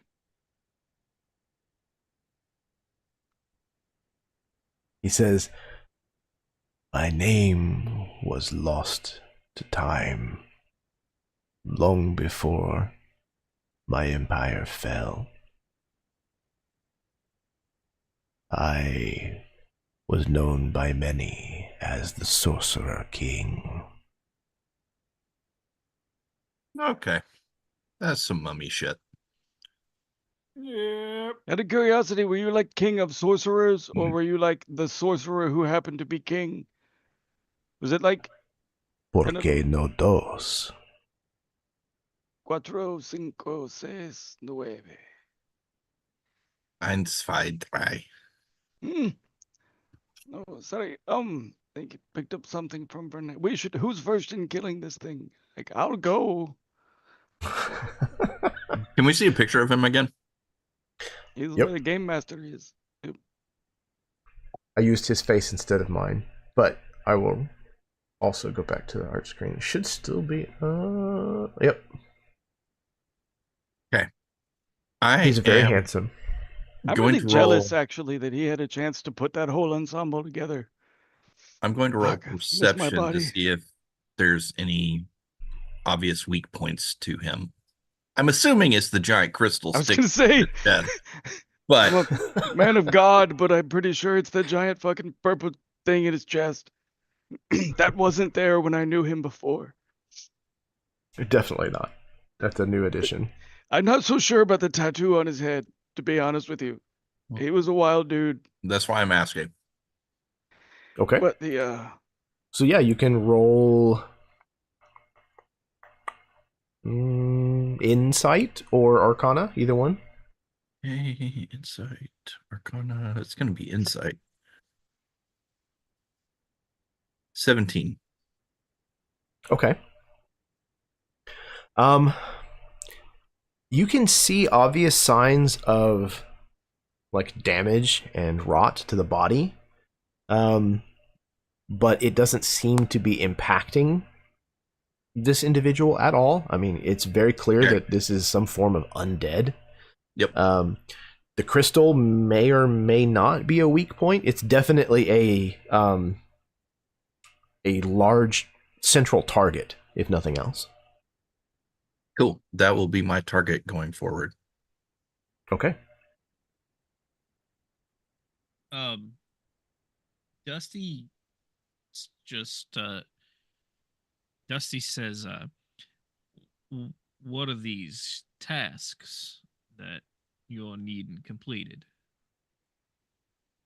You simply need to extract what is contained within this vessel and carry it from this place. Nothing more. Yeah, see, I really don't think that's going to work for us because we've already had one of our pals in a past life has messed with something similar, and didn't leave him feeling too well afterwards. I've been dead for a while. It's nice to hear you call me pal. Wasn't talking about this one, but Oh, wow. I guess that's example number 2. If you are too cowardly, I am sure that there is one amongst your group who would not be. Oh, I'm just going to shoot him. Dude, I'm not compensating with skull sashes. All right. So it sounds like we're doing this. Yep. I think so. And I mean, unless somebody else is trying to stop. Let's dance. Dusty, what you got? I believe I'm going to throw my trusty old knife. That is a dirty 20. Dirty 20 will hit. Right. Forgot what dice I need for this character.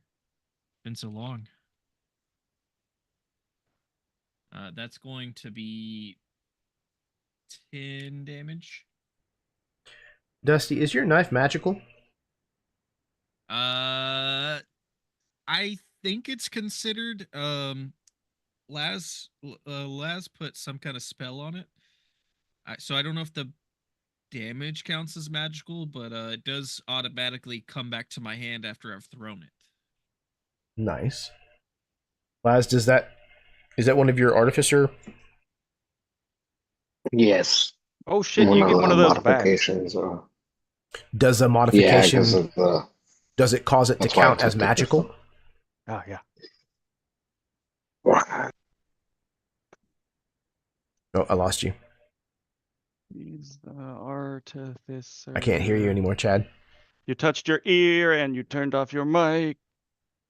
Yeah, That's what you did. I don't know if you can hear us The anymore. artificer, what are those things called? I have no idea if you heard us. I'm reading. They are generally considered to deal magical damage because they use their spellcasting ability. Magical effects. Yeah, seems like they read that the artificer's infusions are magical. Okay, excellent. Magical items, magical damage, and a magical nature. Perfect. So what was the total again, Dusty? I don't think that it does. I don't have that portion written down. If it's Okay. magical or Yeah, not. it sounded like Glenn did some Google foo, and I think it does sound like they are considered to be magical. What was I like it, Dusty? We're at the right level for it. Yeah, it makes sense. Now I can't hear you. What the hell? Well, that would help Oh, there if you I go. push the mute button. It's like it's a pandemic. It's How much I did do you this have? all the time, 10 damage. Right, 10? Okay. And then as that blade comes back, I'm just going to the blade kind of reappears in Dusty's hand. He throws it, automatically draws his left hand back. Actually, I think he goes to step to throw as if he was going to throw with his right hand, even though the knife is in his left hand. And then it just takes a split second, but he realizes. So he throws with his left hand, and immediately, as soon as the knife leaves his hand, he already draws his hand back. And when the blade hits this guy and kind of does its damage, it's already it's instantly in Dusty's hand again, and he throws it a second time. Okay.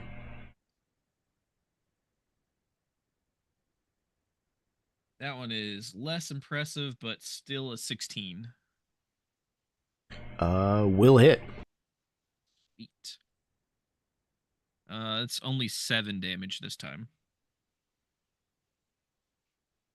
Okay.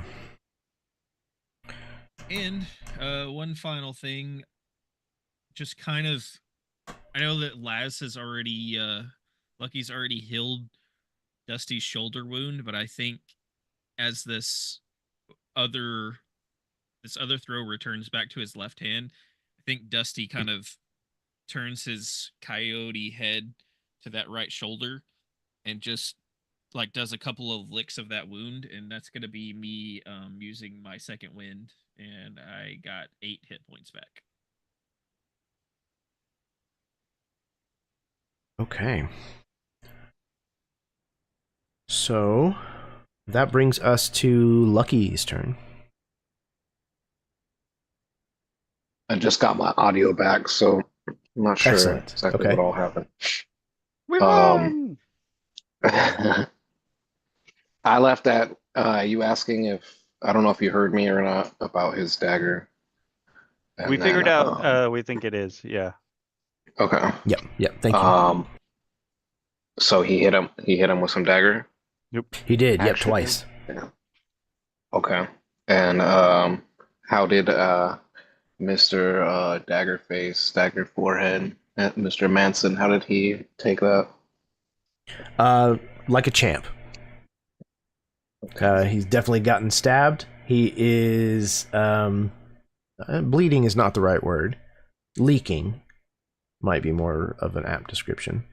But he is definitely still in this fight.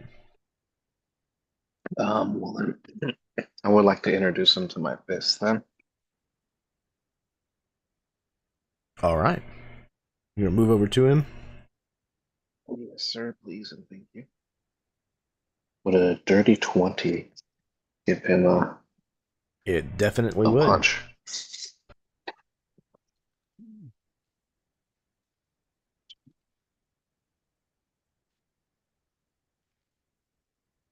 Let's see. That is 13 damage. 5 of which is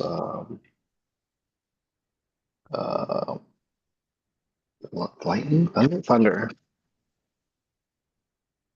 How much you said? 8? 5 of it is thunder, and Okay. the other 8 would not be. Would be bludgeoning. Is it just Magical regular bludgeoning? bludgeoning. It is magical. Okay. Yeah, So magical. he'll take all 13 then.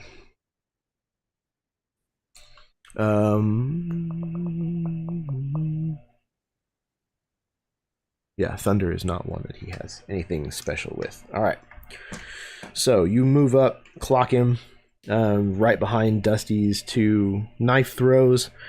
He is still kicking. Elias, it is your turn. All right, I'm going to shoot him. Do. That would be a 26 for the first shot. Yes, that'll definitely hit. And 17 points. 17 points. All right. Your gun is magical? No. It is not. Okay. He will take half of that. All right. My second shot Okay. was a 25. Also will hit. And that one is 16 points. Okay. He is already full of holes and additional wounds that he had than he had before we started this exchange, but he is still kicking. Virgil. I was aiming for the crystal as well. I don't know if that matters. Okay.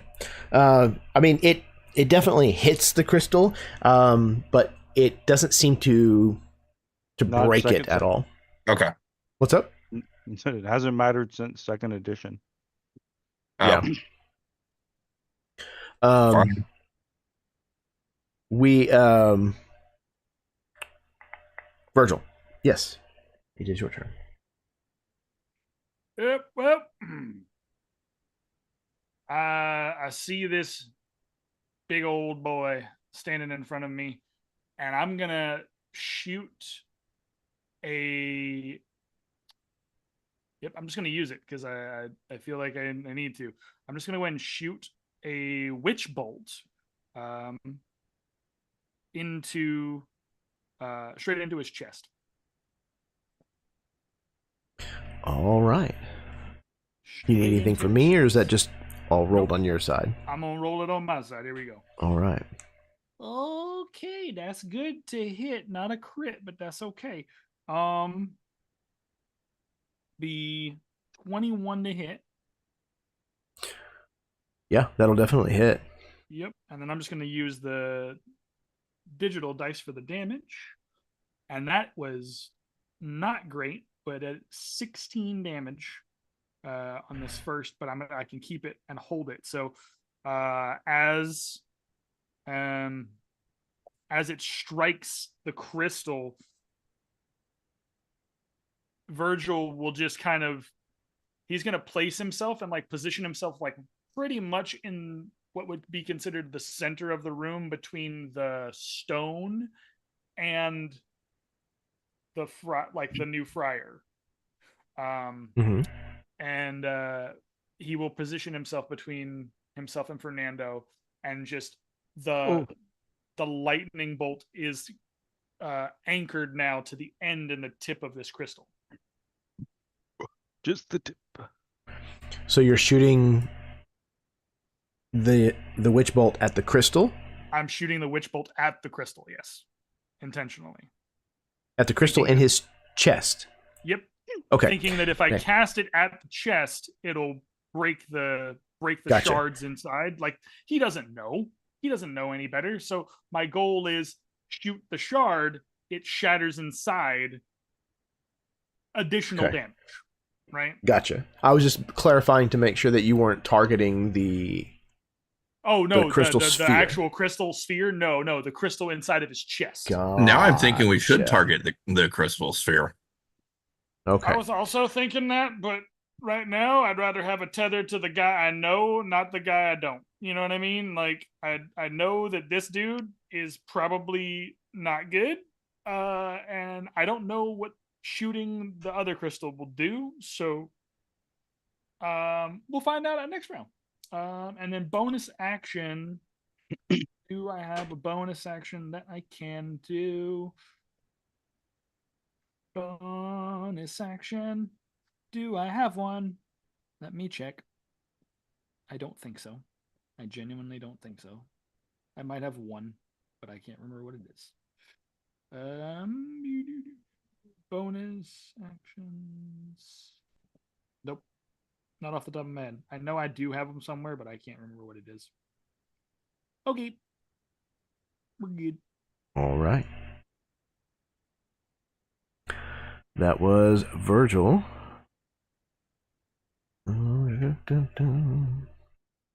Ernesto. Would you say that the friar is a humanoid? I would not. I would say that he is God. undead. Damn it.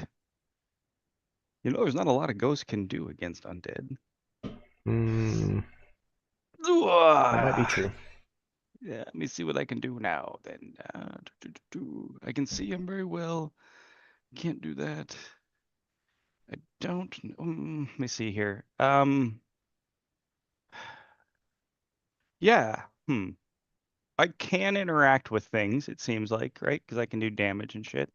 Mm-hmm. So I'm like, look, hitting him isn't good. I can possess one of you.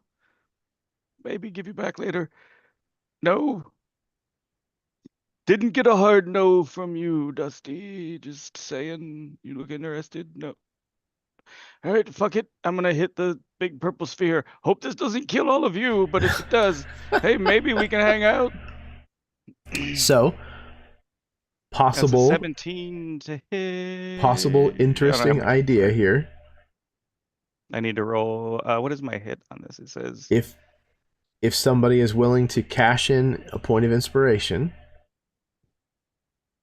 I will offer that Ernesto could possess Soul's body. Oh, hell yeah. Oh, I I still will don't. offer I that. don't. Still don't get his stuff though. 100%. I will offer it. Fair enough. I don't know that Soul has a lot other than his magic, but Yeah, I mean, I can get. I mean, what do I have as Saul shit? Yeah, fuck. ooh, did Saul have any divine spells at all? He had a potion of healing. I think he had two that you guys have still ignored. The entire fucking time, by the way, even when I was on the ground. And a healer's kit, which has 10 fucking sets in it. Thanks for Oh, calling us shit. out. Thanks. Nope. See, I had an arcane focus, had that. That's now in someone else's hands. We've already established that none of us know anything about medical anything, I think, except for a little bit of lucky ceiling. I'd like to think that you hold out, Saul, and I'm just like, yeah, I'm just gonna hit this thing. I'm hoping it doesn't kill you, but I'm good. What I about think- this wait, guy? Hold What? on a second. What about this Fernando, what are you offering again? Like, they're offering that rat thing. I'm gonna hit this crystal thing. I'm sorry. So, that's a D20. I probably won't hit. I need magic bullets. It's a 12 plus 5. Wow. When it says the average you should take is just a 17 to hit, they mean it. Like, that's a 17. Yeah. 17 to hit. All right then. Yeah. You're just wailing on it with your ghost hands. Yeah. It's Okay. necrotic damage. That's why I didn't want to go hit him. So it's 46 plus 3. Ooh. Yeah, it's good to be a ghost when you want to hit those things. So that's 18. All right. So you slam your I'd like to think Your- it doesn't move still, though. I'm just like, right. try. You slam your fist through this thing, and as your glowing translucent hand like passes through this crystal, we see the reflection of that hand kind of go out in all the facets of this crystal sphere. And I need every single one of you to make a Constitution saving throw. Yes, TPK. Do I have to make one? Do we already have our next Are you campaign immune to lined up? necrotic? I am immune to necrotic damage, yeah. Then no. You don't Poison, need to cold, make and one. necrotic. I'm going down, fucking like, jamming my fist into this thing. Oh. Glenn's revenge. You said Look, con I save, didn't right? come up with it. Someone else came up with it, and then I'm like, well, he gave me a character that only deals necrotic damage against undead. What am I gonna do? Okay. You got a start hitting 17. that guy and it heals him instead. I was gonna possess him, but he's not humanoid. We've got a 17 from Oak, a 23 from Elias. It was a con save, right? Yes, uh-huh. I got a You 15. did. 15? Okay, and then Laz, for Lucky. 17. 17. Okay. All of you managed to pass. So you will all take, it was what, 17? Yeah. So you will all take 8 points of necrotic damage. So much for my As- second wind. When when the friar punches this sphere, there is a explosion of necrotic force as small shards of this purple crystal shoot out in all directions, embedding themselves into your skin like little needles, and into the walls and the floor and the ceiling. And from everywhere where those touched, there is like necrosis around the wound. Son of a bitch, you That did it! That That did it! fuck. Everybody keep shooting the crystal! Get the crystal, that did it. Okay. Oh shit. It is now the impaled friar's turn. Let's see. He looks directly at you, Lucky. And he turns his head to the side, kind of curious. Where did you get that crystal? That belongs to me.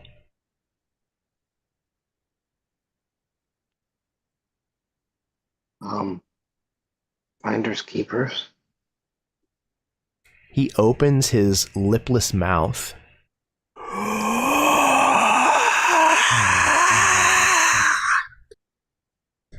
As he inhales sharply. I need you. Oh no, this is an attack. What is your armor class? Oh, I don't know that that's gonna. 20 currently. Okay. He got you. You are going to take necrotic damage to the tune of 10 points. As similarly to the arcing electricity that Virgil summoned, there is now like a tendril of unholy purple smoke that is coming out of Lucky's nostrils and mouth and is being consumed, drunk Oh damn. in by this individual. So he deals 10 points of damage necrotic to you, Lucky, and your maximum hit point value is reduced by that same amount. And he heals himself for 10 points.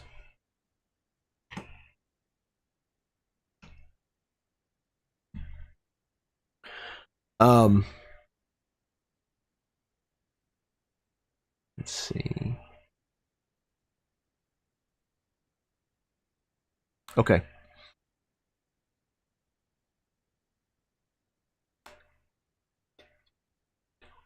Okay, so he establishes this tether between Lucky and himself, and seems as if he's intent on pulling the essence of life from Lucky. We are back to the top of the round for round 2 with Dusty's turn.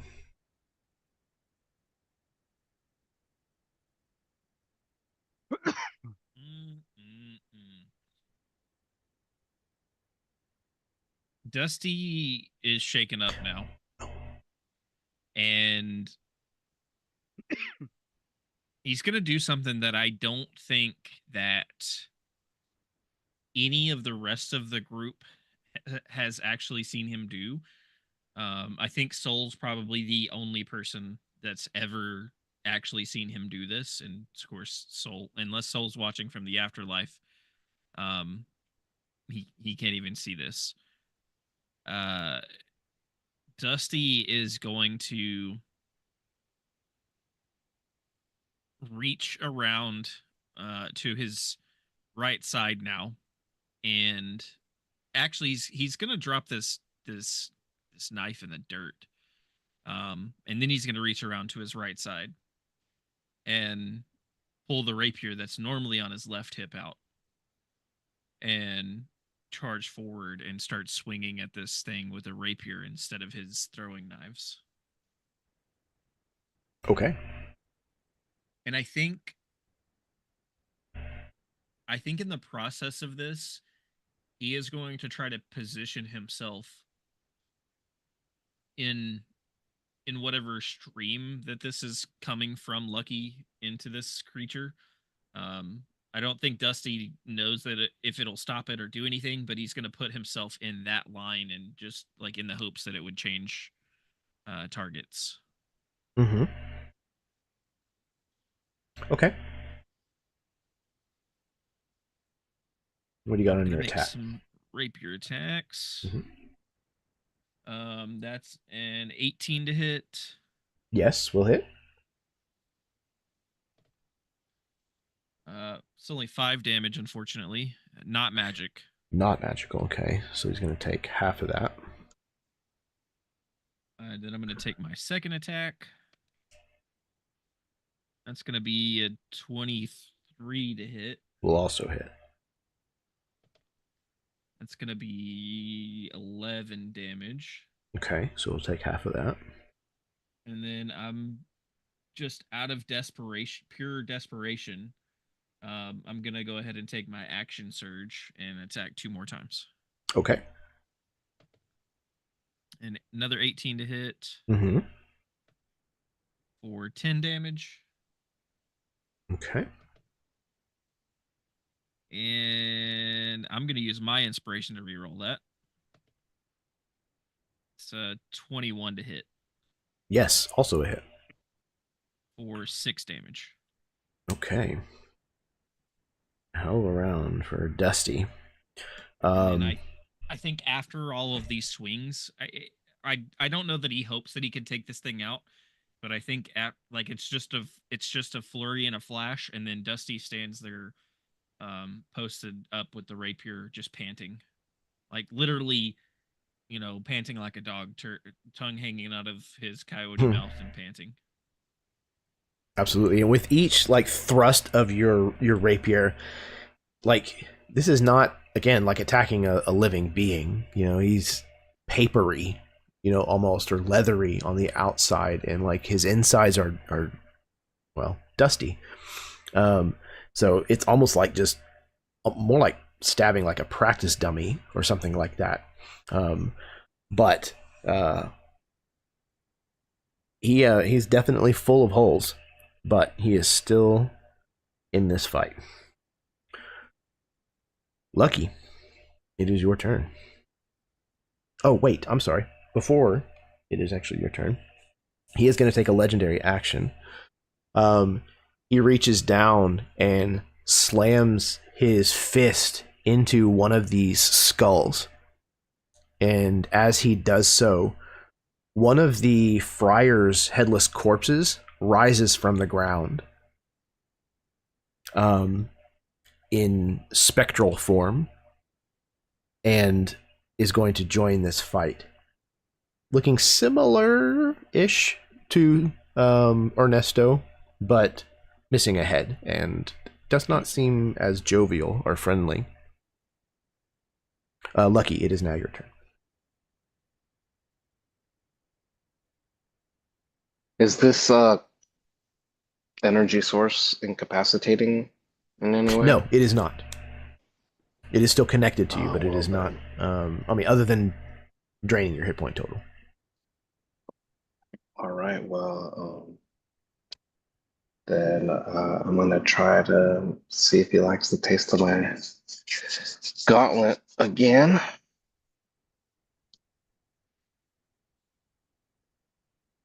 For 11 to hit. An 11 will not hit him. Yeah. All right. I am going to use my racial ability to hop away without provoking an attack of opportunity. Okay. To create some distance between it, him, whatever, and I.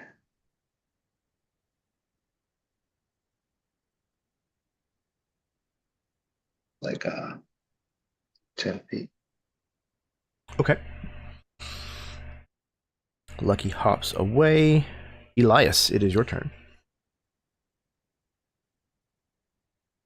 All right. I'm going to shoot him again. Okay.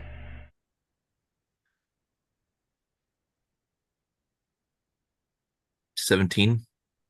Yes, we'll hit.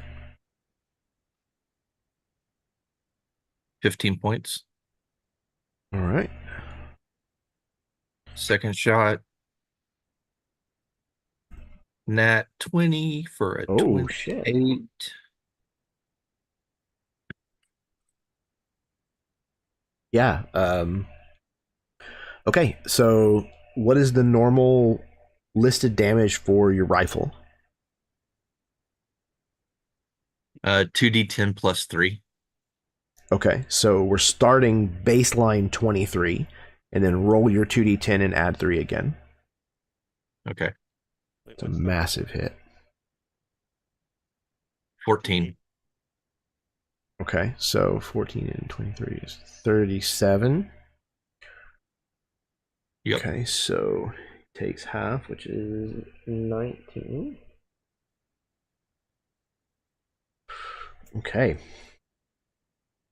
Not happy, Bob. Not happy. He is definitely looking worse for wear, but he is still alive. Well, I mean, alive-ish. Okay, that was a huge round. Not over yet. Virgil, you're up. So I pre-rolled because I was thinking about what I wanted to do when I got here. So I'm action, bonus action. I'll go in that order. So action, I'm gonna cast Eldritch Blast. I rolled a nat 20 on the Eldritch Blast, so that brings it to 28. Or wait, right? Full damage plus do you double the damage? I forget how this works. Yeah, so you critted with one of your Eldritch Blasts? I critted with Right. one of my Eldritch Blasts. So, 'cause I which is a haven't even- I didn't- D10. yeah. Do you have like agonizing blast or anything like that on it? I have agonizing, which gets you an additional D4 or additional +4, right? Additional Yeah, plus it's 4. equal to your wisdom or your Then charisma. what's whatever. interesting about that is that it's I also have Lance of Lethargy on here, if this helps out at all. That when I hit once on each of my turns, when I hit a creature with my Eldritch Blast, I reduce the creature's speed by 10 feet until the end of my next turn. Okay. So I'll try to remember that he is slowed if he survives this. Yep. So you're going to start. That was the first Eldritch Blast that he would have access Correct. to, right? Because like he would have access to what, 2 now, I think? 2 beams? Your 5th level? 5th level, 2 beams, right? Then yes. Yeah, you have 2 You should beams. have 2 beams. So Okay, you so I roll need to you roll roll a for that. secondary attack for the second one. No way. 1 in That's 400. 2. Did you just crit That's again? 2 crits. Jesus, Chad. Okay. Okay. So I Good time love to use this. I love these. Why do these dice, our kids on bikes dice, the ones that I have that are brass and green, why only do have these 20s on 'em? dice? Why do these dice work so well for games that are not kids on bikes? Like, I do not understand it. I think you have your answer. Okay. So Holy crap. with- Okay, with so that, so I it's a will D4 plus Mm-hmm. or a D10 rather plus 4. So that's 14 10 plus 4, 14. baseline. 14. And then you're going to roll a D10 and add 4 to it. Roll a D10, add 4 to it. Okay. And that'll give us 1 bolt. That's going to be, ooh, hold on. I got to check. No, that'll be that's 12 damage. Okay, That so one. 26 from the first one, and then you're going to 26 do from that the first again. Yep. And that's 8 damage there. Okay, plus 14, another 22. 22. Then, as a bonus action, I had the witch bolt locked up with his chest crystal. I'm going to cast another D12 of damage, because on every bonus action I can cast as a bonus action, as long as it's linked still, I can use I can continue to concentrate on that and cast another 1d12 damage into that. I just rolled the d12 and it's an 11. So Okay. Yeah. He takes half That's from a that. lot. That's a lot of damage. But Yeah. Y'all holy shit. shit. Crap. Y'all put I'm- like just about 100 points of damage on him in I one didn't- round. I didn't want to die today. Grief. And I think what you see too, for Virgil to kind of get around the battlefield space, he feels super uncomfortable trying to walk on this one leg right now. So his movement, he will like lift himself up and like hover in the upper cavity of this space here. But launching both of those Eldritch Blasts and the Witch Bolt down into this dude. Fernando has no chance. Okay. Wow. He is barely hanging on, but he is still not giving up the ghost, if you'll pardon the pun. The ghost that he summoned actually gets to go. He is going to head over to Saul's body. Actually, I think he's gonna go for Virgil. That was a massive round. So, Virgil, what is your armor class? Well, I don't think anybody's really ever asked me that, because I am nothing but I'm your a first. glass cannon. His AC is stupid low. It's a 14.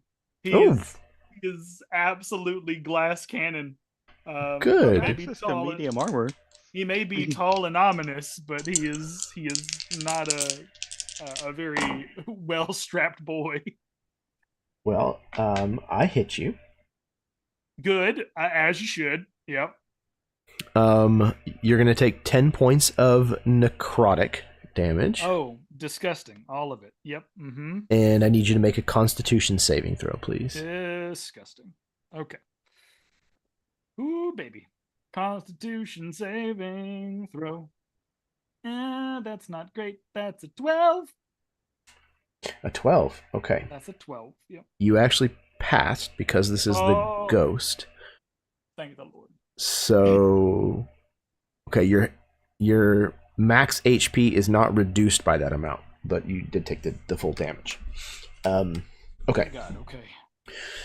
So that was his turn. Or Ernesto, it is your go.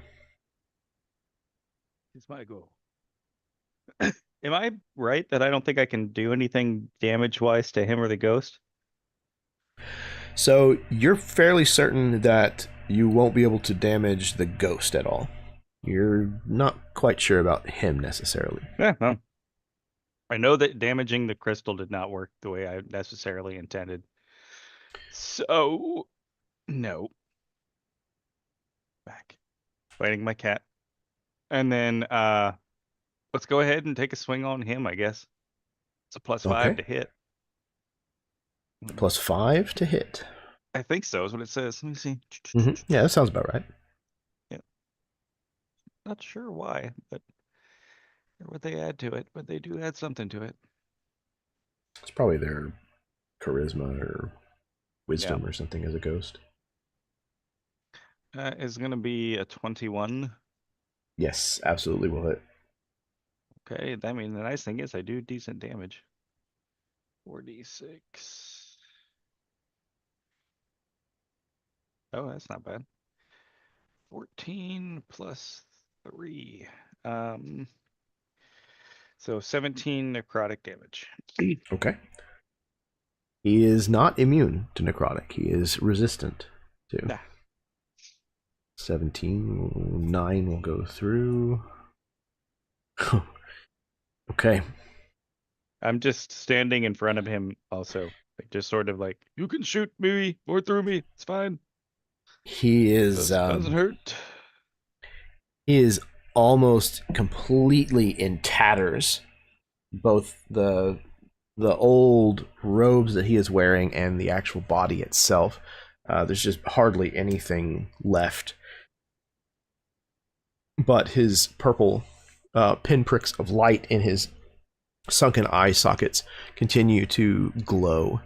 And he looks at this situation and realizes that he is done for. That this is already an outcome that has been determined. And he says, "You will do my bidding still. You watch and see. We will meet again." And then he is going to cast Fireball directly next to the crystal sphere. So I need each one of you to make 2 dexterity saving throws, please. Can I choose to fail? It's beautiful. Love it. Take me into the light.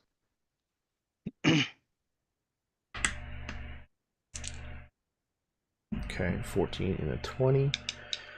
Todd, your second one will pass. Gotta check 15. something because I might have something that helps me with that. 15, 19. Okay. Ernesto, your second one passed. Laz, you said 15, 19? Yes, sir. Okay. Likewise, your second one passed. So far, there's a trend here.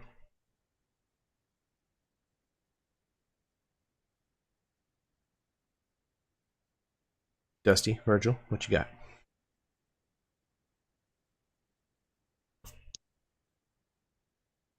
I am double checking. I thought I had something that helped me with deck saves, so I'm just double checking to make sure. real Okay. quick. Yep. Go ahead.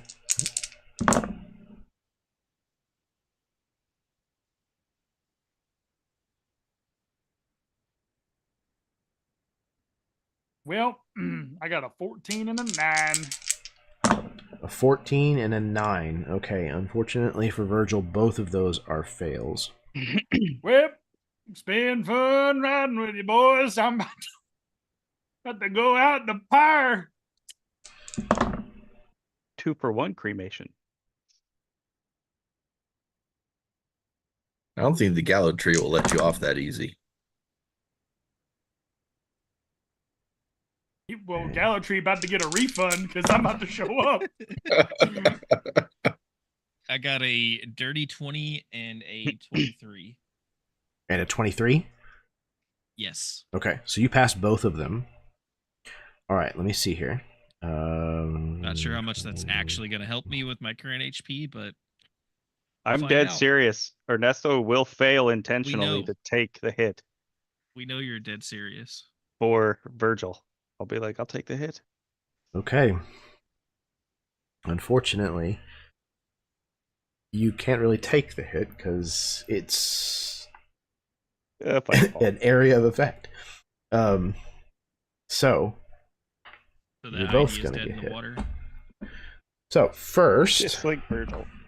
the initial blast of the fireball. If you failed, full damage is 30 points of fire damage. Oof. If you passed, it's 15.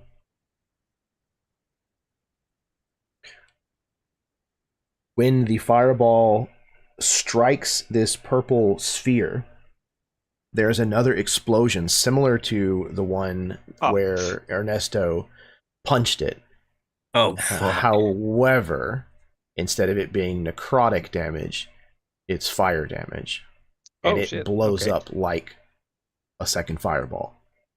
If you failed the second roll, you take 28 points of fire damage. If you passed, you take 14. I have 1 ghost hit point remaining. I'm out. You said 30 points for the first one? Correct. 30 and then 28. 15 and 14, respectively. Okay, so if I pass the second one, I would take 14. for the second one, but still 30 for the first. If you failed the first one, yeah. Yeah. So 44 points. Yep. You have 44? No. Did you have more than 44? No, the whole group was almost completely down. Yeah, Uh-oh. I'm now Dang. rolling death saves. Is everybody? But Death saves. Just Everybody's down except for Ernesto, who can't really help. Oh have- my god. I have 1 ghost hit point because I took the average of 45. Wow. I started this little trek with 30 hit points, y'all. 30. I started Okay. with 8. I started Ooh. with 18. Ooh. And And that's Ooh, you know what? Oh, Yeah. I will- man. I will try to go person to person, like telling them going away from the light one at a time to try to give them each, because we've got 3 rounds of death saves at a minimum. So who's going to get it for round 1? That I can give help, right? I mean, can I try to give a medicine check or something? So even I as a am- ghost, I was a friar. I am okay with you basically granting them advantage on a death save.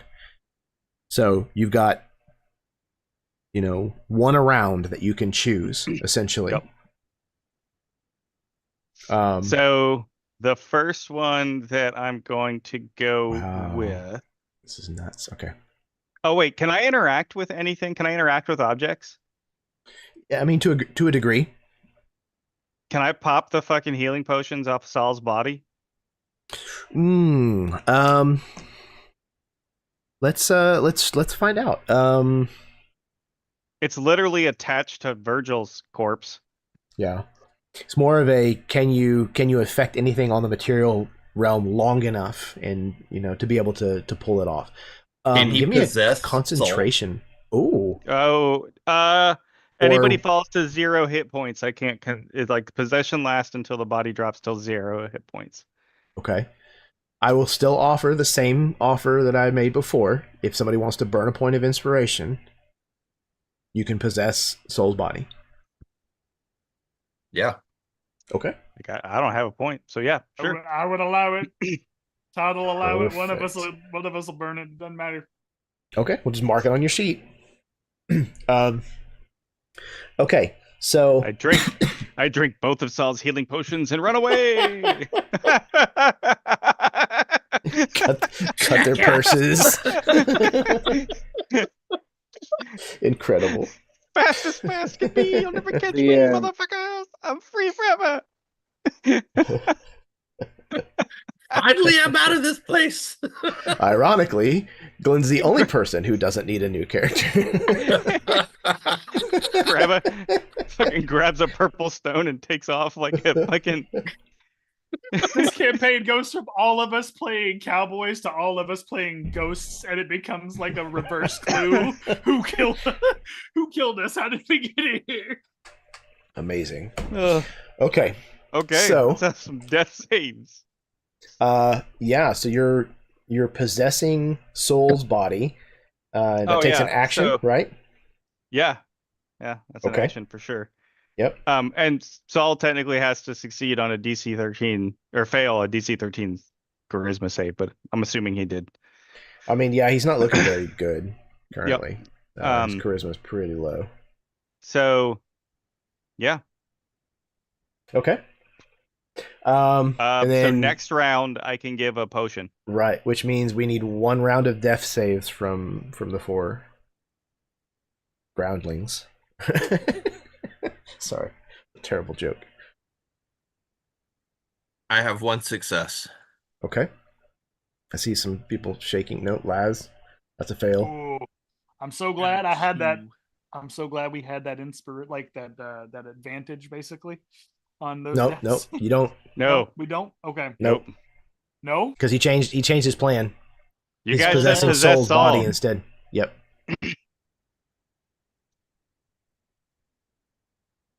would we feel? Statistically speaking, you're fine still. Statistically speaking.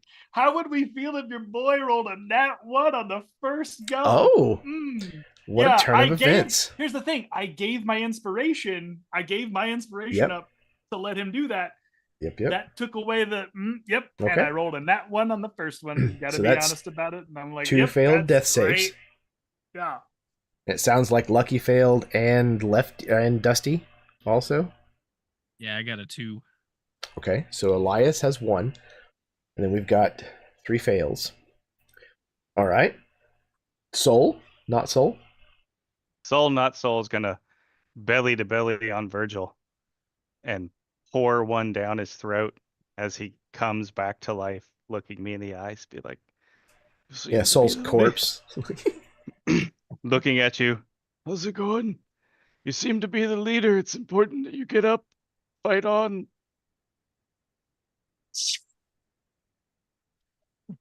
This is really gross, even if you were a bird and I'm doing this on top of you like this. It's like mouth to mouth, weird thing. Okay. I've never been happier to see. Is that you? Nope. That's not you, Soul. That can't be. Nope. Yeah, he's moving around and doing these things and talking to you, but his eyes are lifeless. Yep. I know you did it. As I'm wheezing, as I'm quite literally wheezing, and the steam, the absolute vapors are coming off of the feathers. Are you mocking me right now? You little son of a bitch! God damn it! and I think you hear like an audible crack of like a bird elbow or something as he's just like putting himself back together a little bit. And then It's easier because your bones are hollow. Yeah, I'm gonna immediately like run over to the nearest corpse that is beside me, and I'm gonna do spare the dying on. You have 2 hit points plus your Constitution modifier, Perfect. whatever That'll Saul's Constitution modifier was, which is probably 2. The 2. Constitution modifier, which is so 4. I have 4. Okay, 4 hit points. Woo! Okay. So you had been in the back slinging spells. So I imagine if anybody is going to be close to you, it's going to be Elias. Yep. Because Dusty and Laz both closed with the impaled friar. So I think it's very, very fitting then that Virgil will kind of just crawl as he's smoldering. He will crawl and he will place a talon right on Elias's smoldering chest.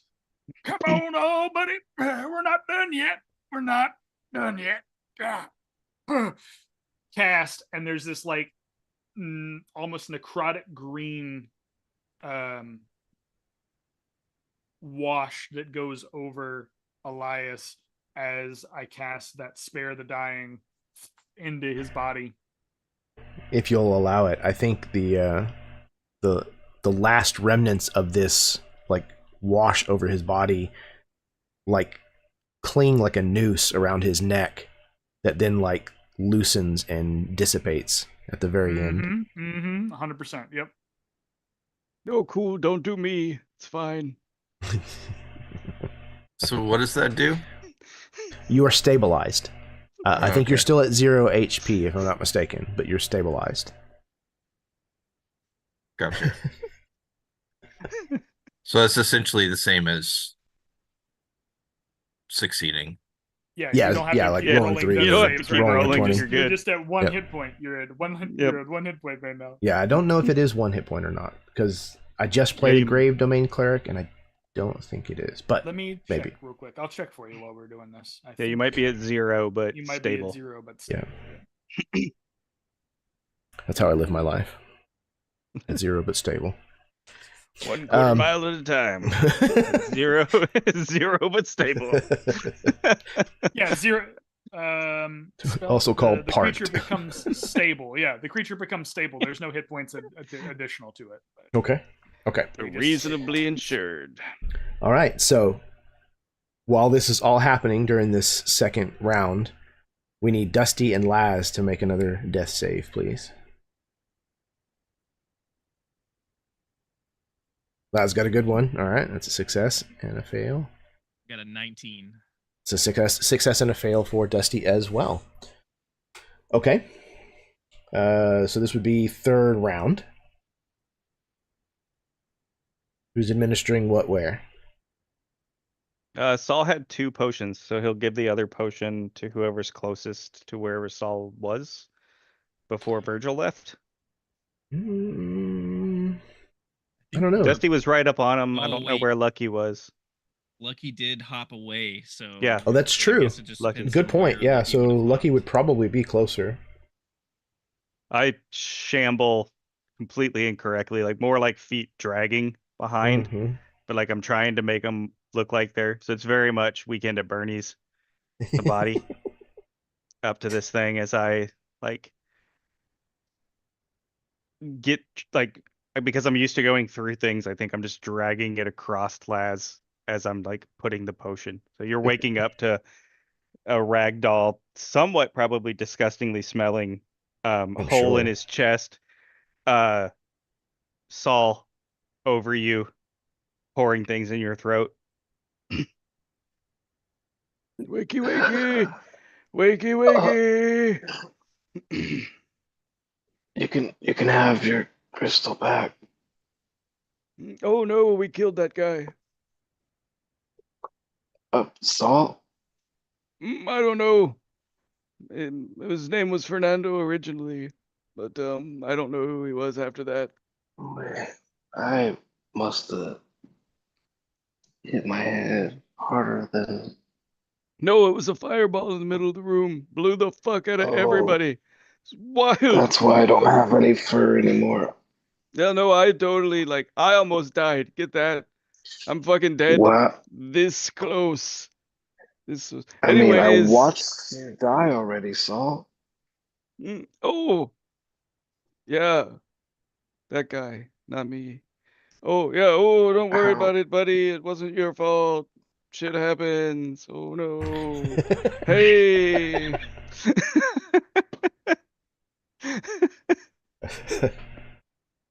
All right. So it sounds like maybe we need one last death save from Dusty. But in theory, yeah, no, that is it. Yeah, because Or does Virgil? Do you have another Vir- spare the dying? Spare the Dying is a cantrip. I can Oh, do that. okay. I just Yeah. I just Yeah. gotta get there. Yeah. You can get to him. I'll just get to Dusty, and I will reach another talon out, and I'll just pump another Spare the Dying into Dusty, and then I think at this point I probably have a potion on me somewhere, and I think, or a potion or two, or between me and Ernesto, we're going around and filling the tanks up with gas a little bit. Between Dusty and Elias, and Well, let's them not both get too hasty now.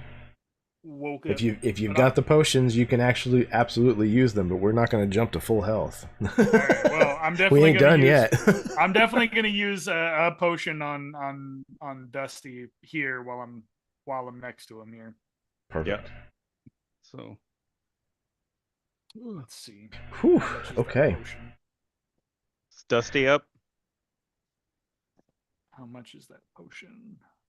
Should be 1 or 2d4. 2D. 1d. 2D4. Yeah, I think it's I was the potions are 2d4 plus 2, I think. 2D4 Baseline? plus 2. Yep. Oh, I thought that was the new ones that were 2. Maybe they're okay, Mm-mm. cool. You 2D4 plus 2. yeah, that's what I rolled was Ooh. 2d4 for yours. Wow. That was That fucking was a close wild call. finish, man. Hey. Okay, that's not bad. That'll be 7. So Dusty, you get 7 points of healing as he pours this potion down your gullet. Take 3 on that Chad, and other Chad take 3 also, because I only rolled 1d4 Oh, you. okay. originally. So each of you get 3 extra. So sweet. Thank you. I'll take that. So, I'm gonna look at Dusty. Do you need closure too? I sort of sensed something when I was leaning over your buddies as they came to. Are you good? Because if not, this is probably a good place to bury your friend here. I'm assuming that's why you were down here. You know. Dusty takes that kind of container back out, the more ornate one, pulls a cigar out of it, uses something that's still on fire from the fireball to light it, pops it in his mouth, takes a long drag, eyes closed, lets it out, and looks at Ernesto possessing soul. And I don't know that he even realizes it's Ernesto possessing soul, but he says, if you aren't already dead, I believe I'd kill you myself right now. It's kind of an atrocity. I've not the first time I've heard that. But on a serious note, what does it like, I wouldn't touch the purple thing. I kind of think I said that to begin with, to be fair. And Yeah, and who went then around and touched it? then I did it. I did it. To be fair, I My didn't bad. feel anything. Yeah, well, I believe all of us did. So yeah, so you can't take it. So what are you gonna do? Kind of feels like a loss. You gonna hang out? That's cool. I don't really have snacks. How does this crystal look after the fireball? So it looks like it has fractures in several of the crystals, but you don't see like opening or space between them. Like it's not like it's been bypassed or opened or what have you. But it doesn't look like it took as much damage as you would have expected it to with the size of the explosions that just happened. It actually looks like it might have taken more damage from the concussive force itself than the fire. Some of that was probably me earlier on. There's the one in the dude's chest. Nando. Oh, Nando. Dusty's gonna. He wasn't always into skulls like that. That's a new thing. Dusty's going to even as Ernesto's talking, Dusty's gonna look to anybody else that's awake, and say, I not very knowledgeable in the arcane area, but thinking that this probably isn't the treasure we want to carry out with us. However, I don't know that we want to let anyone else in here carrying it out either. So, what are the chances that we could destroy it or get rid of it? Well, I mean, how long do you want to take? I figure if you guys hit this thing another 3 or 4 times, or if I do it real quick, then we'll have more time together. We can spend whatever time we need getting rid of it. Dusty specifically making it a point to look at Lucky and Virgil, even if he has to like stand up, and because he hasn't gotten up yet, he's still sitting where he kind of sat up smoking a cigar, and he'll actually stand up and position himself to where he's facing Lucky and Virgil, and this abomination of soul or Ernesto, if he's left Soul's body, is out of his view. But on a probably more serious note, like, I don't feel good. I'm not gonna lie. I don't feel good. But I also don't really feel. I'm not gonna lie, I kind of thought like we'd get through that door and I'd be like, oh shit, I have purpose again. Now it's more like, oh, look, Ernesto, you have an extra room. It's kind of nice. Kind of a purple glowy rock thing and an asshole was here. But that said, I'm not going anywhere. And seems like I can punch that thing and it doesn't like it. And I don't mind. Maybe you let me keep your buddy here for a little bit. It seems weird, but it's kind of nice to have. And when later on I'll lead him be and I can talk to him for a bit. You all might want to get like checked out. I don't mean that in a mean way, but you're kind of fucked up looking. Like, feel like that guy did his thing pretty heavy on it.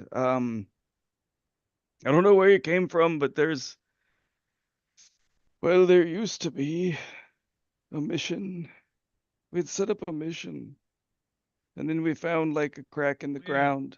Where was this mission you keep speaking of? Kind of back. Well, now that this is open, and I can draw them a little map. Mm-hmm. Yeah, there's another exit out of this space, and it leads right to the other side of the vault in the basement of the hideout. We were gonna go a lot farther, but like we didn't have rope. And we figured like fucking what's the options if you don't have a good rope, right? None of us could fly. Well, I see a question that has yet to be answered by the rest of the party. And I also see at least two problems here. One is if there's an exit in this system of caves and it winds up at our hideout, we don't want the railroad coming down here and finding a back way into our area. They're putting the railroad in caves? Problem number two, I think we got to take Ernesto with us. That seems like a problem to me. I'm not a puppy. I'm a big responsibility. Yeah, responsibility wasn't the word I was thinking.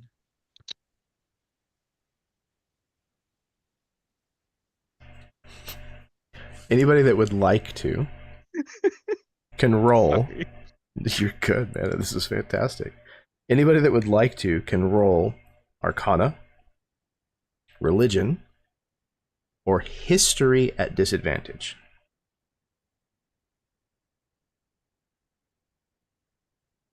Nine.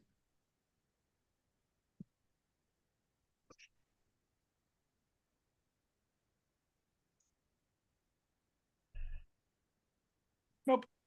That's gonna be like that's bad. That's like a 5. Okay. I got an And 8. this- What were my three options? Arcana, History. Religion, or History at And History. disadvantage. Oh, perfect. It's any one of those three at disadvantage, right? No, the disadvantage would Only- only Oh. apply to history. Oh. Oh. Okay. Okay. Sorry, I tried to say it in a way that I thought was clear. I read Clearly, I it. did not. My apologies. I mean, in that case, I still got a 5 either way. Still got a 10. Yeah, in that case, I got a 13. On which Sir, one I did you don't know roll? if you know, I'm concussed right Arcana. now. We are Arcana, not okay. making decisions. Arcana and History are the same. Isn't he? Okay. So we got single digits for Dusty, Virgil, and Laz. Mm. Right. Ernesto, and a that tracks. Yeah. Elias, I got a could've- 13 on Arcana. So Elias, looking at this purple sphere, you are fairly certain that this is a container of some kind. Maybe like a prison or not a box, but essentially a box that is warded, obviously, with something that is protected against magic. But you don't have any reason to suspect that it might necessarily be protected against pure mundane damage. I think the word he's looking for is dynamite. Yeah, let's go for it. Mhm. I mean, we all just came back from being dead. Let's go ahead and blow it up. And see what Oh, happens. did we Sure, now? And stand real close, right? Yeah. Insensitive. God damn. Yes, I know it's ableist and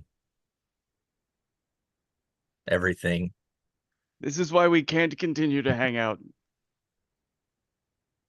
Okay, so this is dynamite stick number 4. Yep. Okay. All right. Somebody roll me 4d6. I got it.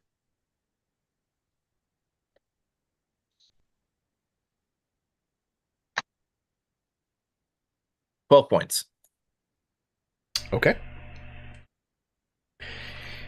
You place this dynamite, light the fuse, put some distance between you, and it goes off. And as it goes off, this entire enclosure shatters into a million pieces of purple crystal. And in the middle, there is at first what looks like maybe an orb of like water or glass. It's probably, I don't know, about 7 or 8 inches in diameter. And it looks not perfectly clear, but pretty close to clear. And when you get a little closer, you realize that this is a spherical diamond. Okay.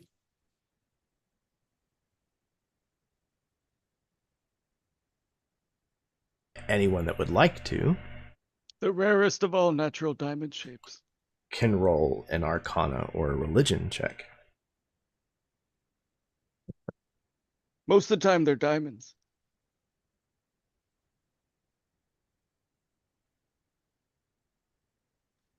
I don't I have got any. check all for the Arcana. I got a 5 again. Let me roll and see what I can get. Hold on 1 second. Got a 19 for Arcana. Woohoo! Let's go. What? No, that's gonna be sad. All the sad. That's an 8. So no. Okay. So it is Laz, in fact, that realizes this is a phylactery. Oh, fuck. Oh, there's pills for that. And I think that's where we're going to end tonight's session. Ah, shit. So come prepared with extra characters next week.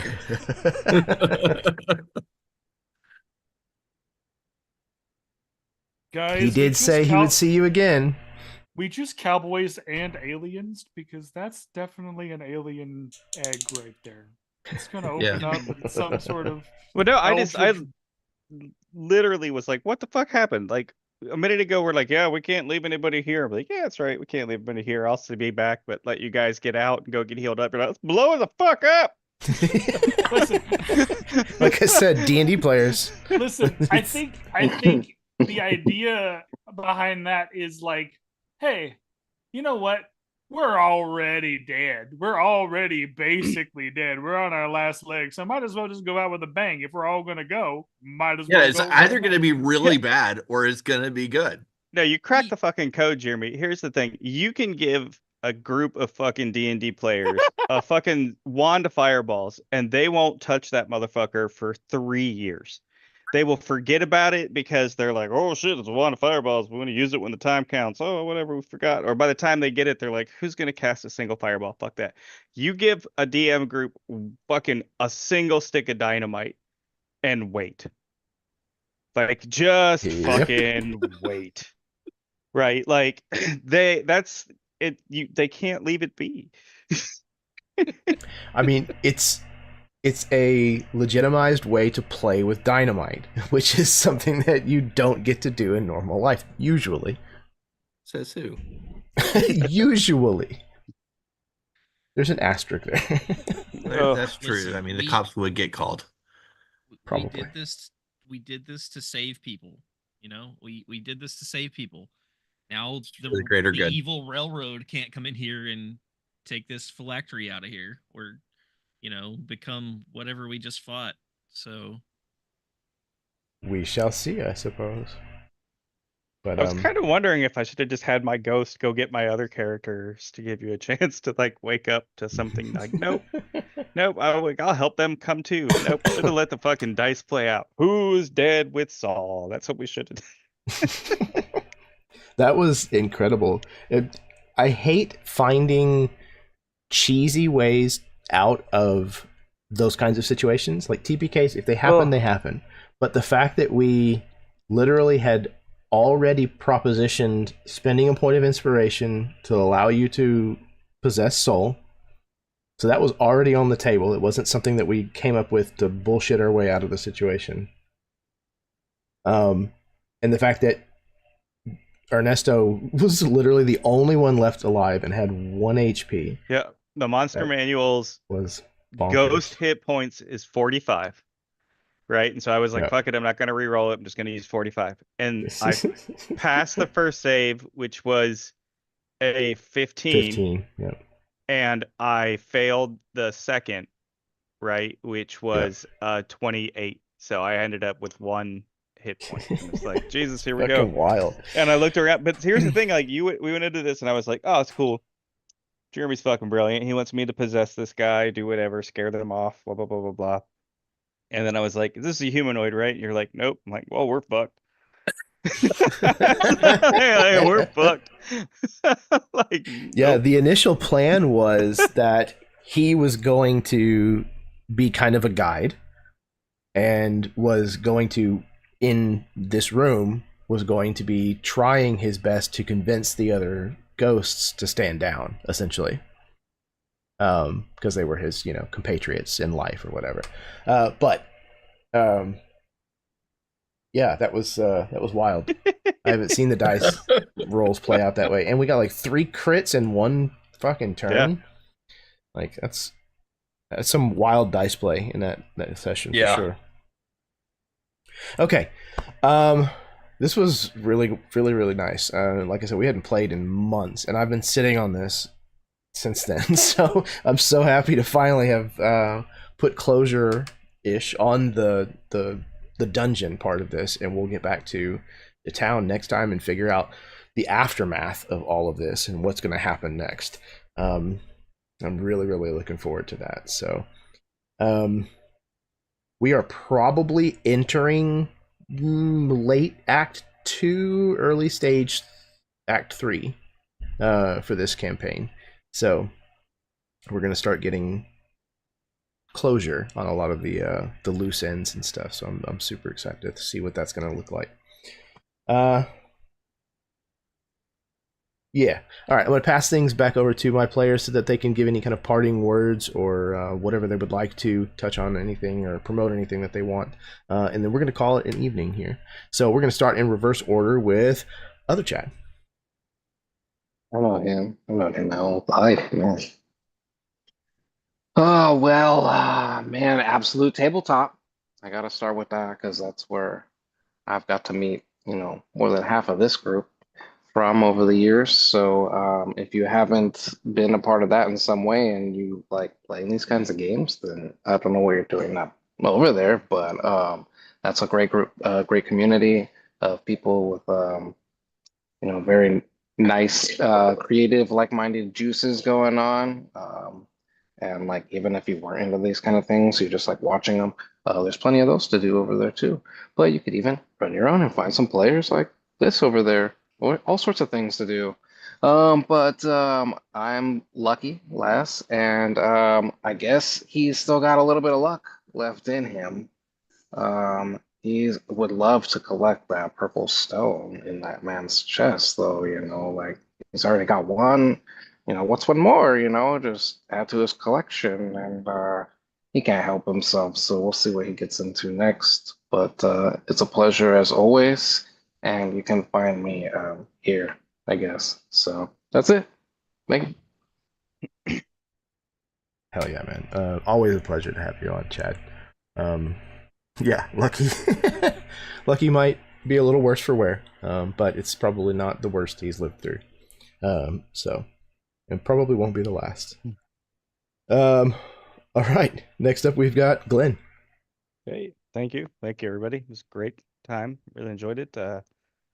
You won't find me anywhere else online, pretty much. Here is where you're going to find me, and perhaps the further adventures of Ernesto in some other form another time. Yeah, that was a blast. Always love getting a chance to just ad-lib random characters in and mess with people. It was a fun time. Yeah, man, absolutely. And that was stellar. I was very, very happy that we found something for you to play and role play in the game. So the weird turn of events. This whole dungeon did not go the way that I expected it to, but that's kind of the fun of this game, is that even whenever I'm the one that preps the material, I can still be surprised by the outcome. That's one of the beauties of this hobby. So thank you for being willing to go along with having your character dead and having to play an NPC ghost for a session and a half. Yeah, man, you're a good sport. Okay, next up we have Todd. That was awesome game today. Really happy that we got to play again. Glad we're not all dead for now. Hurtful. Yeah, well. Hurtful. Whatever. Other than that, thanks everybody. Happy trails. Absolutely, man. Yeah, I'm super stoked. Anytime that you can blow your friends up with 2 fireballs back to back and they thank you for it is a good night, in my opinion. So, I'm really happy Man, that I just get the cops called on me when I try and do that. yeah, attempted murder, blah blah blah, arson, blah blah blah. Exactly. It's, we need to go back to being able to play with dynamite, really. I'm kidding. Please, if you're out there and you actually have dynamite, please don't play with dynamite and say that you got the idea here. That's just stupid. Or if this is the dystopian future that's quite possibly going to be there, hey, rock on. If you're still out play there, with dynamite YouTube, responsibly and use it against the right fascists. There you Other go. than that, Don't believe practice them. safe, explosive handling. Don't believe the state media as to who the right fascists are. All right. Next up, we've got Nathan. Oh man, this I'm so glad to finally get back into this. It has been a long time, but part of that time has gone by extremely fast, or at this point it feels like a blur, like it has gone by quite fast because of the holidays and just life in general and all that stuff. But it is fantastic to get back to the table with you guys and get back in a Jeremy game, but not only that, to play with you guys specifically and step back into these characters. One thing I've definitely said this probably on Jeremy's channel before because of taking breaks, but one thing that about D&D and about role-playing games when you have to step away from it for a long time, for me, is I always worry about what it's going to be like to try to step back into that character, because I haven't played Dusty since October, maybe, if not farther back than that. Like, I've thought about him, he's been on my mind, things like that, but I haven't played this character in months. So getting ready to play tonight, I'm like, man, am I going to be able to get that same feel? Am I going to remember what his motivations were? How is he going to interact with the other players and the other characters and all this stuff? And I just love that I feel like we can all just fall right back into those characters. It might take a few minutes to get started. We might have some silence at the beginning of the game because we're kind of getting our bearings again. But I mean, there's always a point in each of the games where you can tell where everyone's hit their groove and we're all running again. And there's no pause in the role play. There's no questioning what's next, what my character would do, anything like that. And I love that. It's a sign of great role players, and which is something that Jeremy puts together all the time when he selects his cast, and I love it. And that's one of the reasons why I'll keep coming back. And I very much, very, very, very, very much needed this. This has been a huge stress relief. So thank you guys, and thank you, Jeremy, for running this. And as usual, it is Caldera night. So if you haven't gotten a t-shirt, get a t-shirt. Fantastic, man. Thank you. It makes me so happy that you have one of those. Yeah, man. Absolutely a blast to be able to, well, sorry about that. To get back to this game and these characters and this story, kind of, again, like where we left it hanging. I was so like a horse with a bit in my mouth. I was really, really, really excited to get to this part and have this kind of like reveal and this combat. So I'm really, really thankful that it played as well as it seems to have, and that y'all had fun. So thank you. All right, last but certainly not least, Chatimus Prime. Okay, I will keep this short and sweet, and not, do my usual spiel that I do for you, good sir. However, I will say this: you are one of the best that I've ever played with. You are my brother. No matter how far the distance, you have over the last few years, you have genuinely become my brother, and I love you so much. I am forever thankful for whenever you do invite me to one of these games. And gentlemen, all of you are my brothers. All of you. I love each and every one of you every day. Because getting a chance to come and play in this game is phenomenal. And now that we've been able to be casts for like multiple trilogies now going down the line, like, and I say trilogies because it's loose, it's amorphous here on this channel, but I will say I have not had this much fun in a game not knowing what's gonna happen in a long time. That was wild to go from almost having to redo the entire thing and prepping for brand new characters across the board to surviving. Yeah. So, if you like what you see here, please watch more of Jeremy's channel. His channel's loaded with so many wonderful campaigns, with so many wonderful characters. You won't be disappointed no matter what you pick up.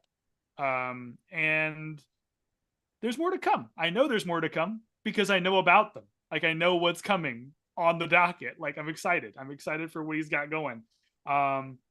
So please tune in, show up, and then if you want to support us elsewhere, please come by on Thursdays and support us over there on Kids on Bikes and Mini Terrain Domain.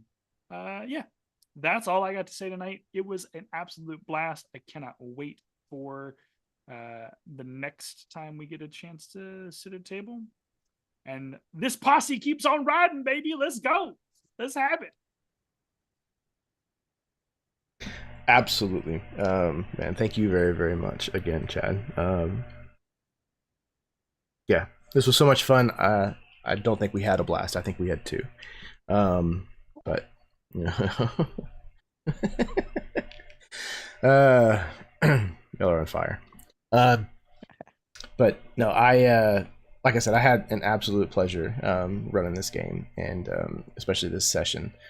And yeah, it's been such a positive experience. Again, like we talked about it earlier, getting to play with people from like all over the world, people that I never would have had the opportunity to meet if I hadn't taken this weird journey into playing role-playing games virtually. So I am very, very happy that we have found one another, and that it has worked out through the several years now that we've kind of been playing together, starting with the Harbinger trilogy that we played, and now picking up Nathan into the group and playing this game in Caldera. It's been a fantastic ride so far, and I'm here for as long as y'all want to take it. So all right, I think that's everything that I'm going to say on that. Oh, remember, kindness is a free action. It costs you absolutely nothing to be kind to someone else, and we need as much kindness as we could possibly muster currently. So please, please, please, please, do be kind. Again, unless you're a Nazi, then punch Nazis, because they deserve it. So, with all of that, I think we're done. We're going to head out of here. So I hope that the rest of your week goes well. And until next time, may your dice roll high and your snacks always be within reach.